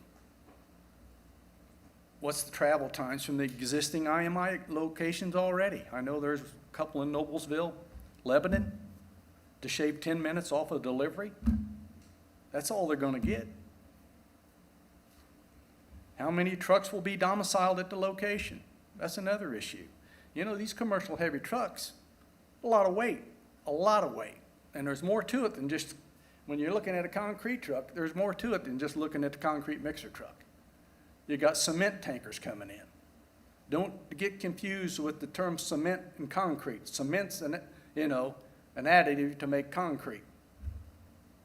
But you gotta have an aggregate, different types of aggregate. That's gotta be delivered. So it's more to it than just, the concrete mixer trucks. What's the GVW of the trucks? What's the maximum payload weight? How many yards of concrete do they hold? How often do they deliver cement? How many deliveries of aggregate will there be? I'm about finished, so don't go to sleep. We're not going to sleep, but we do request a 3-minute time frame. It's getting a which little we bit have not been repetitive, clocking understood. tonight, Right. but if you have a lengthy list of questions, it Yeah, will be I'm helpful to about have done. those in writing. Sure, I'm about done. Yeah, you have the document. What are the hours of operation, total number of employees, number of drivers? And I'm not sure that the county, what's the Indiana DOT position on the fact that these trucks routinely use the county roads when they can easily use a state road? And, the noise level, again, as I mentioned earlier, what's the decibels? How often is it real loud over there? It's kind of random. And, again, I just ask that you not approve this, and I appreciate your time. All right, thank you. Okay. Do we have another card? Yes, I have one more at this time from Megan Arsman. And have there been any other emails during the course of the meeting? No, not at this time. All right. In the event there is anybody attending virtually, at the completion of these remarks, there's been ample time to email, so we'll close the public hearing if there isn't another email at that point in time. So please state your name and address for the record. And Good share your evening, my name thoughts. is Megan Arsman, and I represent our family farm at 18057 Joliet Road in Sheridan, Indiana. In fact, our property is what is adjacent to Shelby and what will be adjacent to IMI. We currently own, together with my sister and brother-in-law, we own 20 acres from Joliet Road to the halfway point between Joliet Road and Mule Barn Road. That is our farm field. That is our horse pasture back there. My parents moved up here from once they got married over 45 years ago, and we have had that property for that long. I would certainly hope that perhaps IMI, if this gets approved, would be a much better neighbor than Shelby Materials. When we were here years ago, when Shelby Materials wanted to build there, we expressed the concern about the timing of when they were working. We expressed concern about the noises, just as these gentlemen have already expressed. We were told that they would be 7 to 5. That's not true. We were told that their lights would be turned off. It's not true. We're lucky in the summer. We have a tree line that covers up some, but in the winter, we have the lights coming in from Shelby Materials into my mother's house, our rental house, my sister and brother-in-law's house, and the neighbors to the south of us. They're on 24 hours a day. Shelby Materials has damaged our fencing between our horse pasture and their property and have not fixed it. So I would hope that IMI, if they were to come in, that they would be much better neighbors and respect our property and respect our family and what we have had there for 45 years. The traffic on Mule Barn is ridiculous. It's getting ridiculous every day. Speed limit's 55 miles per hour. We've had deaths on that road from accidents. We have people trying to run, trying to walk their dogs and stuff like that on that road. I have many a time. I currently live in town. I live off of Elkhorn Way, and when I come out to our farm, there have been a few times that there have been concrete trucks coming off of Mule Barn Train onto 32, and they just don't care about the stop sign and just barreling through. That intersection there is deteriorating greatly, and it's something that needs to be looked at by either the state or Westfield. And then my concern as well is what are your guys' plans for that area? Because we were told that that was going to be a one-off with Shelby Materials, and now it's not. And if there is concern that you're going to continue bringing in more and more industrial into what was supposed to be quiet Jolietteville and country, where a lot more people are coming out now to get away, and that's not possible. It worries me about the infrastructure. It worries me about drainage problems that we already have in there. It's funny, in that image you see, it looks like there's a pond in our pasture. No, that's just flooding. That happens a lot because of irrigation issues and flooding and drainage issues. And the constant building that we have going on within the area is just making it worse. Unfortunately, my mother, who is elderly and is ill, could not be here. She did not receive a letter from the structure point or whomever it is that was doing the virtual open house thing until after the open house had happened. So it was kind of hard for us to have been able to partake and to get that information. So that was a little frustrating for us. But I just want to know what Westfield's plan is, and if we should, just like these gentlemen, if we should expect more of this type of stuff. And like I said, I would hope that if this comes to pass, that IMI is much better than Shelby Materials. Thank you. Thank you. Have we received any email? No, we have not received any emails, and I have no more cards. Okay, then I will close the public hearing at 8:38 and give the petitioner an opportunity to respond. Thank you for your feedback. We appreciate that. I will elaborate on a couple things, and I may need to call on some representatives from IMI to answer a few more of the specific questions. One thing I will point out, this is not Shelby. This is IMI. It's a different operation. It's a different company. They have their own standards and how they operate. They might be able to elaborate a little bit more on that. One thing to point out, though, compared to the Shelby Materials, Shelby, I believe you guys told me, runs about 30 to 40 trucks a day out of that facility. IMI will be a much smaller operation. They're looking to run about 10 to 12 trucks a day. So there won't be quite the volume that you're currently seeing out of the Shelby facility. I will have to confirm, but I also believe there are some planned improvements by the county on that county road. So that, I believe, is something that is in the works. Again, I'll have to confirm that, but that is, obviously there's an ongoing acknowledgement that there's some traffic issues out there. So that's being looked at as part of our facility. We do have to install A-cell, D-cell lanes for safe operation as trucks are slowing down. That does not necessarily impact what's happening at 32, though, with that stop sign.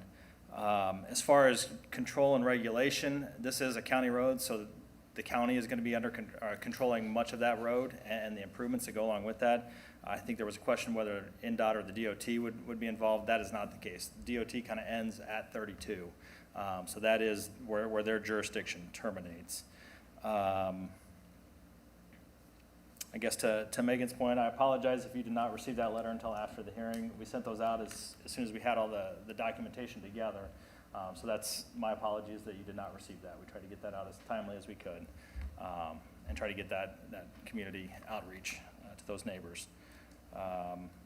With that, I think those are all the questions I can answer. I don't know if you have any others you want to add to that.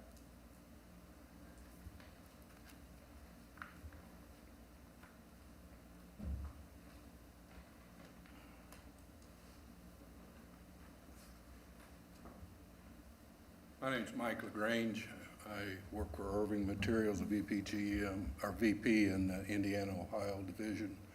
And are quite involved in a lot of our facilities and relocations that we have. And this is a matter of being a good corporate neighbor.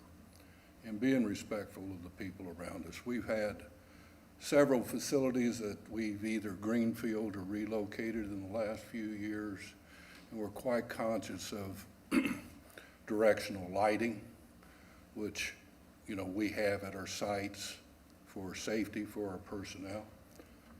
We also are quite conscious of sound. We are monitoring that at our locations to try to make sure that we buffer from our neighbors, not by trees necessarily. It may be the direction of the horns that are required by OSHA to operate these facilities, to notify when a belt might start. Okay, so these are legal requirements that we're underneath. But that doesn't mean that they have to blare unnecessarily, and they don't have to be, they can be buffered, like I say, in areas where the equipment is. So we're conscious of those things, and we understand what those are. And when you talk about the roads, again, I think Nathan said, the roads are county-owned until you get down to the state road. And we'll work with the county engineers to make sure that we do our part in those roads being maintained to the point that, you know, everyone in that area, if it becomes industrialized, is going to need them to be. So we're not looking for anything that I don't think we're looking for anything that the town of Westfield isn't asking for from the standpoint of where we're locating to be able to help this community grow and thrive. Any questions for me? We'll go through commissioner comments here once we've had whatever input you and your team would like to offer us. Are you ready for commissioner comments? Yeah, I think so. Okay, we'll start with Ginny Kelleher on this one. Well, first a couple of facts and then some questions. Do we have a map of the comprehensive plan use, Kevin, that we could put up? Because I think that Dane said this was in the business park area on the comp plan. Yeah, that's correct. We're pulling up a map now. Okay. So one of the questions that was asked was, is this what's going to continue to come in this area? In other words, if I'm residential and I live there, should I consider moving because we're going to have more of this? And I think that's a fair question. So I go to the comp plan and the map and say, well, this is what, you know, we have planned there. Not that that couldn't change in the future, but that's kind of what we've got there. So that's one thing. The other fact is that Mule Barn Road is a chip and seal road. It's a little road. I understand the concerns with improving that road, and I don't just mean passing blisters. I mean, you have two, you might have potentially two concrete batch plants plus the tankers. That's a heavily traveled road by heavy equipment. And I guess the question is, how do they, you know, what are the plans for improving the road? I don't mean passing blisters. I mean, you know, serious improvements to the road to handle that kind of traffic. So this is just outside of? This is within the business park area, so this is the comprehensive plan map. This pink area is the Village of Joliet area of the comp plan. This blue area is the business park. This red area is the employment corridor, and the brown area is the rural northwest. Okay, so the gray area above the purple is going to be business park. That's on our comp plan? That is how it's on our comp plan Okay. currently, yes. So I think that answers the question for some people on what is planned to be here. Not saying I agree or disagree with it, but that's what our comp plan says and calls for in that area. regarding the roads, I know that some communities have certain roads that are used for heavy traffic and others that are not allowed for that. Often when we have construction traffic in a residential site, there is a construction entrance, you know, for those heavy trucks and things. For these trucks to go up and across 86th Street, which is, again, a chip and seal country road, seems inappropriate. If they can do their east-west on 32, that seems much more appropriate. And I don't know if Westfield or the county or somebody needs to look at that and say, hey, you know, this is the route these trucks would be best to take for lots of reasons. So that's another issue. The one picture that was shown of the trees in their presentation plan, I don't know, you know, they show the picture of the equipment itself, the big tall buildings, which is not shown here. I'm assuming that's not what it is. It's not, is it that? Is that what you're showing on that picture? It will not be that exact plant. That's a replica of one that we have down in Kentucky. Okay. So it will not be to that height. Okay, because I'm concerned that the berm, the 2 or 3 foot berm and the trees are not gonna screen something like that. So being that you wanna be a good citizen and blend in with your neighbors, it would seem appropriate to maybe increase the height of that berm. You're gonna use Norway spruces, which get pretty tall and grow pretty fast, so that seems like a good neighbor thing to do. Lighting is a concern everywhere that there's residential next to any kind of business. Are your hours of operation 24/7 or are they limited? I guess that's another question for you to think about and consider putting in this if it's appropriate.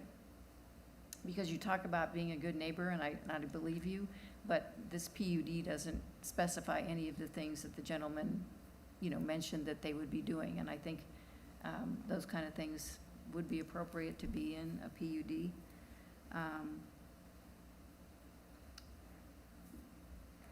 I guess I'll stop there.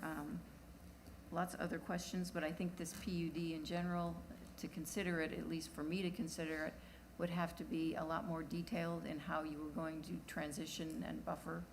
And I would also want some kind of plan from the city or the county or something talking about how we're going to address the traffic on these roads and maybe have a better plan for these types of things. I know other communities do that. They direct heavy construction onto major roads and out of, you know, subdivisions and other things. So I will stop and let somebody else speak. Thank you. Victor McCarty. Not to really cop out of my side of the conversation, but I pretty much agree with everything Dr. Kelleher said. Like her, I live out towards this area, so I'm very familiar with how the roads deteriorate and so forth, and they definitely need to be improved. That's not something that this board controls, but I definitely understand the concerns and everything.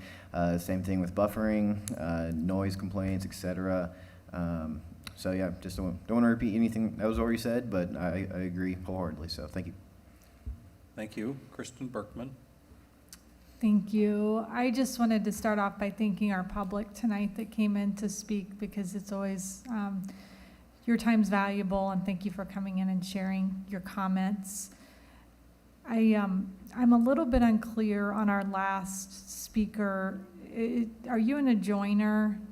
Does your property, it does touch this? So I guess I would just ask if the petitioner can reach out to her family, since they missed the meeting, and talk with them about buffering and what would be something that could maybe help the two of you work together.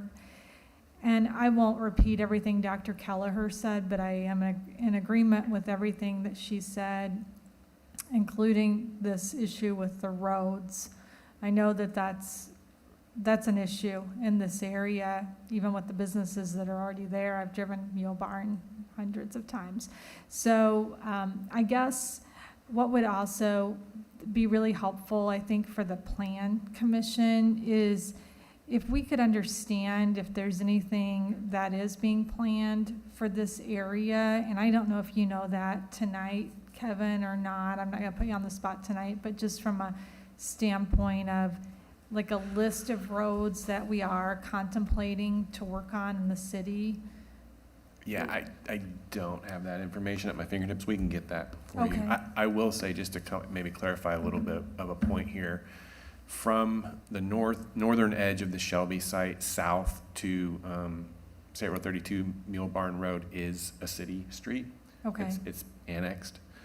So the county does not have jurisdiction over that part of Mule Barn Road. Currently, the part of Mule Barn Road adjacent to this proposed site is not annexed, or that is right there showing on the map.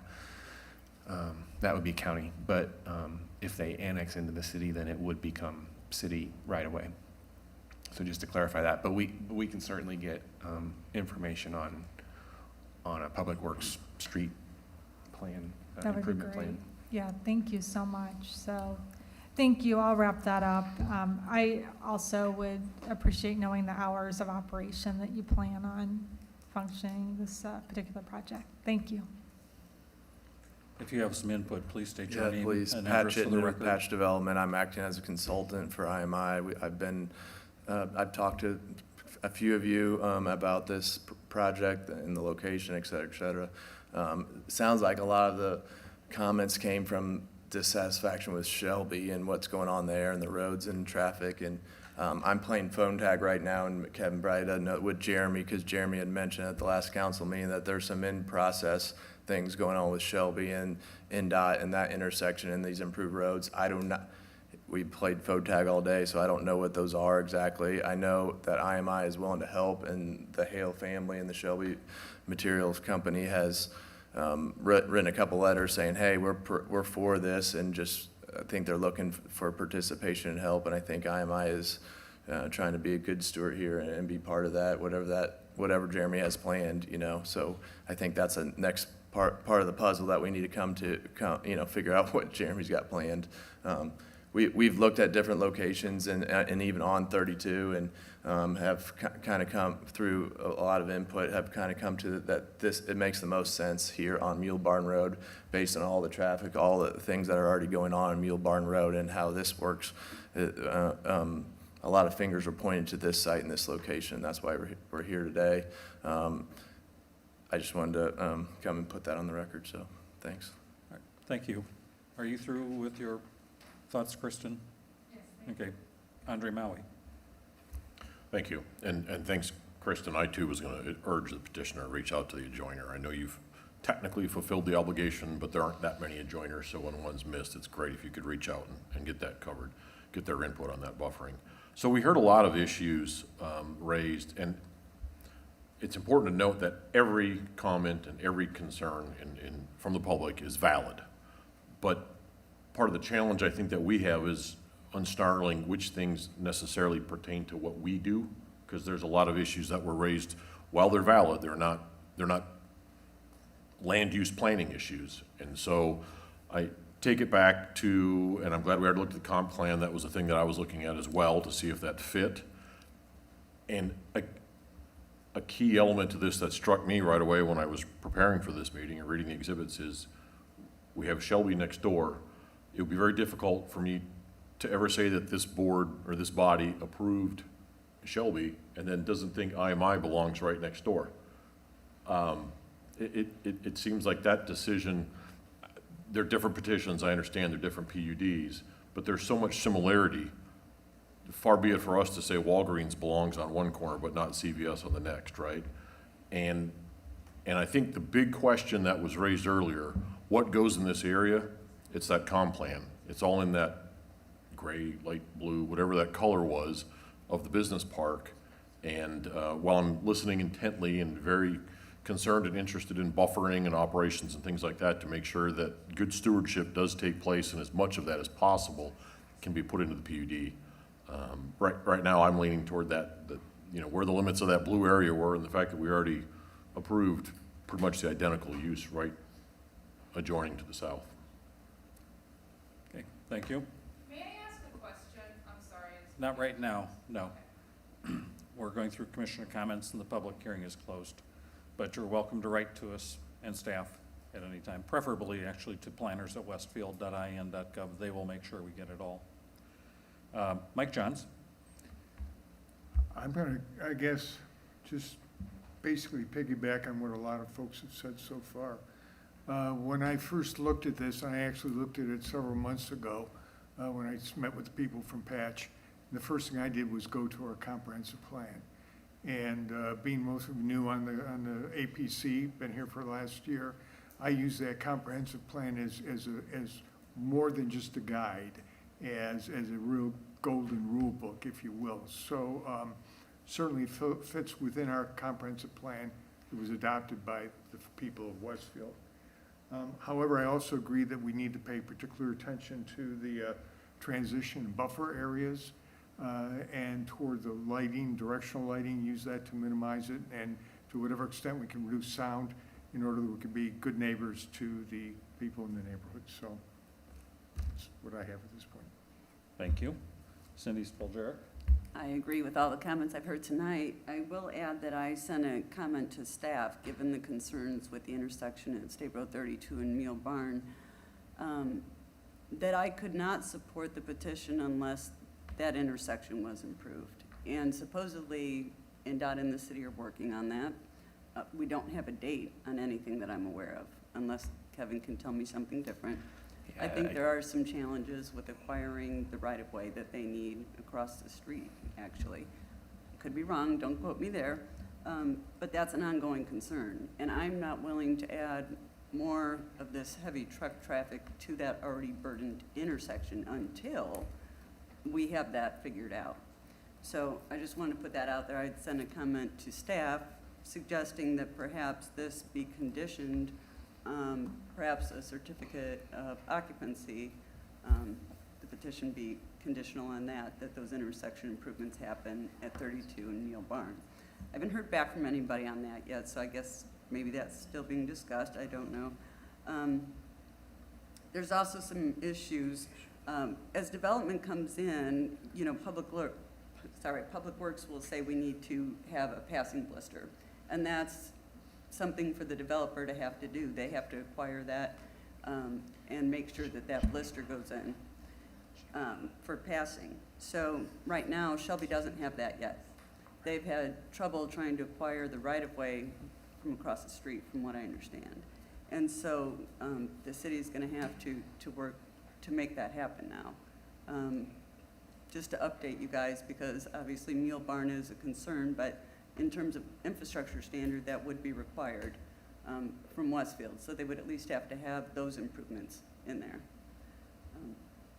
I'm just offering that in case anyone didn't know, or if you're new.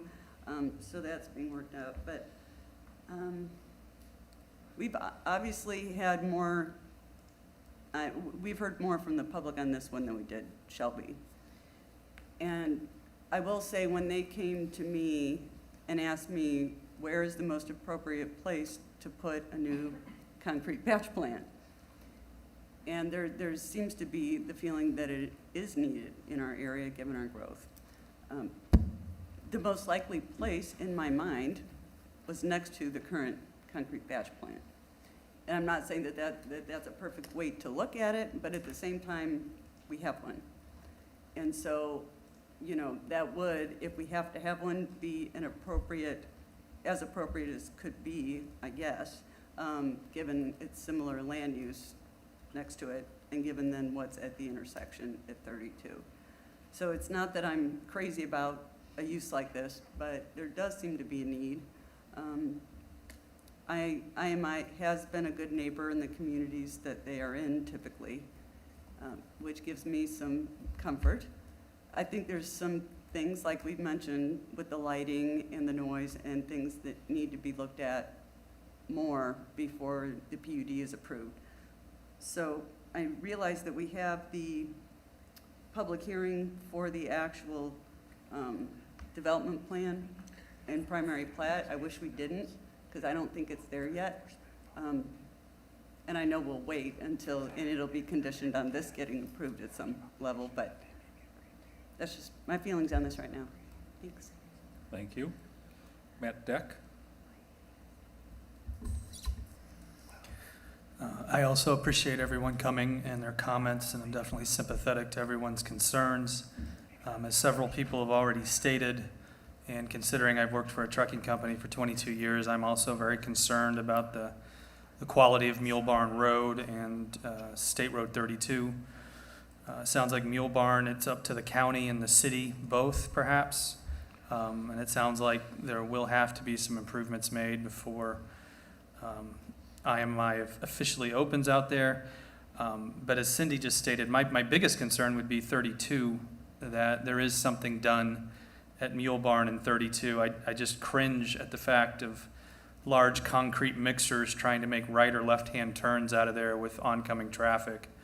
I find it hairy enough for a four-wheeler to be doing it, much less trucks. So I really hope there is something the state can do in the near future before this project comes to completion, just for the safety of everyone involved. I agreed with Andre's comment on why Shelby but not IMMI, and it's certainly not for us to determine if the IMMI or IMI plant is needed there or not. That's for IMI to determine where they want to open their next plant, what have you. So those are my comments.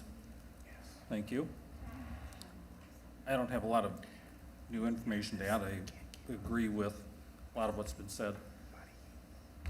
If it wasn't on the comp plan, I might feel differently, but this was an area that was targeted for businesses. That being said, nearby residents certainly are owed the respect of being buffered and handled in as good a way as reasonably possible to not have a big negative impact on their existence. So a lot of things that still need to be worked through and will take some time. There's another comment to be made to my right here, and we'll give anybody else that's had second thoughts another opportunity to comment as well if there's somebody else besides Dr. Kelleher. One question for staff. In the PUD, it says that the maximum building height would be 85 feet for the plant and silo, and all other buildings will default to the requirements of the underlying zoning district, which is OI. Do you recall what the height is for OI? We can look that up. I think it's 60 or 65 feet, but we can confirm that. Okay, if you could. The reason I bring that up is one of the gentlemen said the picture that we saw is not what we're gonna really get, that's a model somewhere else. So these are all little things that I think could make this fit in better with some of the residences are there. Kevin Buckheit used to say that you can build dissimilar things next to each other.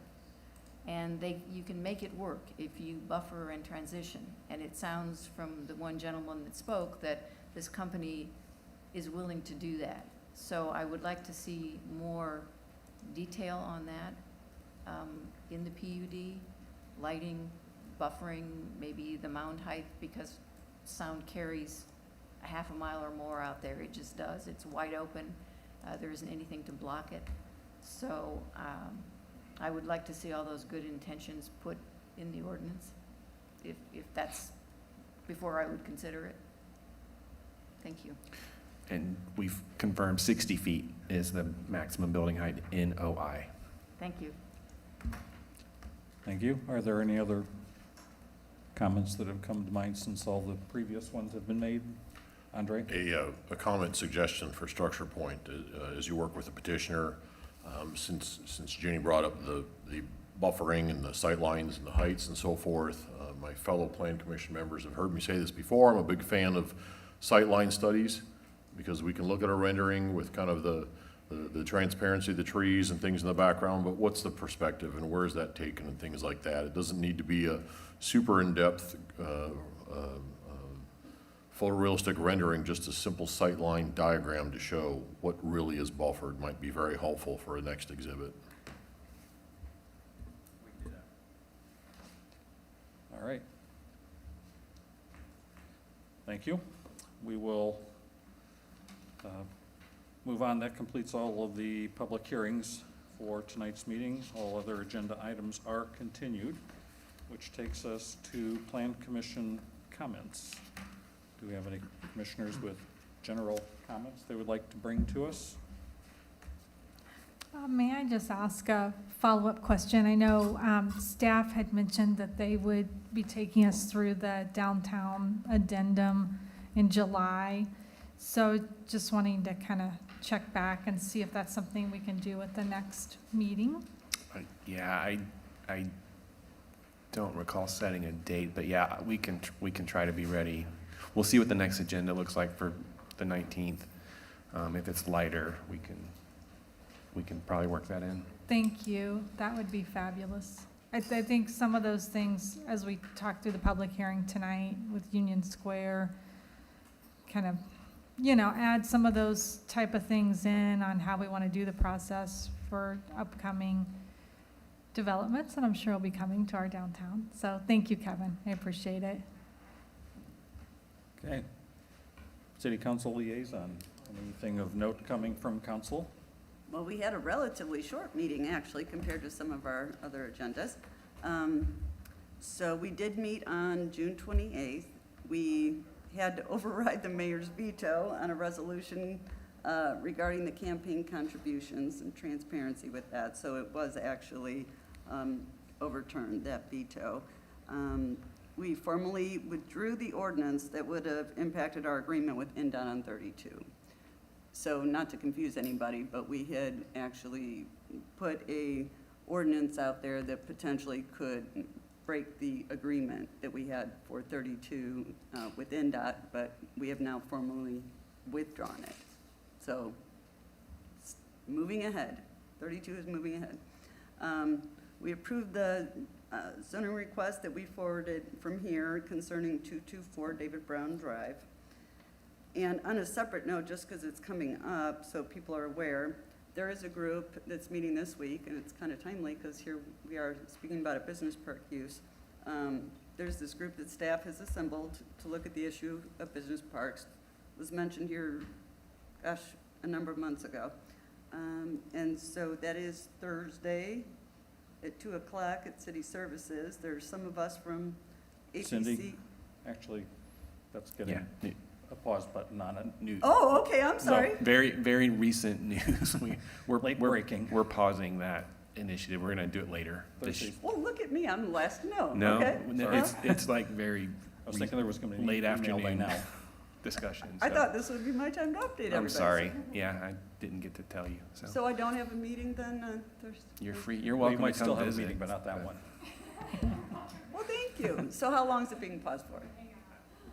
To be determined. Yeah, we got hit really hard with filings this last week, so Okay. we need to work through some of those processes and timelines before we can It's focus going on back other to those things. 10 items of things that we can work on at any given time? Is that? What's that? Say Oh. that again. I don't know, Mayor had mentioned to me that he was instituting something that you guys will only be working on 10 items Oh, yeah. at one time. Yeah, it's And actually so less than things that. might, It's, for PUDs, we're gonna be, limiting the number that we're working on at any given time to, I think, 6 right now. For only PUDs, but it's not gonna impact plats and development plans, but what about special studies or UDO updates and that kind of thing? yeah, Is that where? that's not on the radar at the moment. Our day-to-day is consuming our full Okay, capacity at the moment. okay. So. Well, thank you. Sorry, didn't know about that. Thank you, Bob. Sorry. BZA has not met since our last meeting, correct? So no report there. Community Development Department, anything to share with us? What? There's no, were you asking for other updates? Well, we're down to the Community Yeah, I Development don't- Department that was- on reports and comments. We Do you don't- have any? We don't at this point. No further updates from us, but Okay, thank you. sure. Just great job tonight, Rachel, and welcome.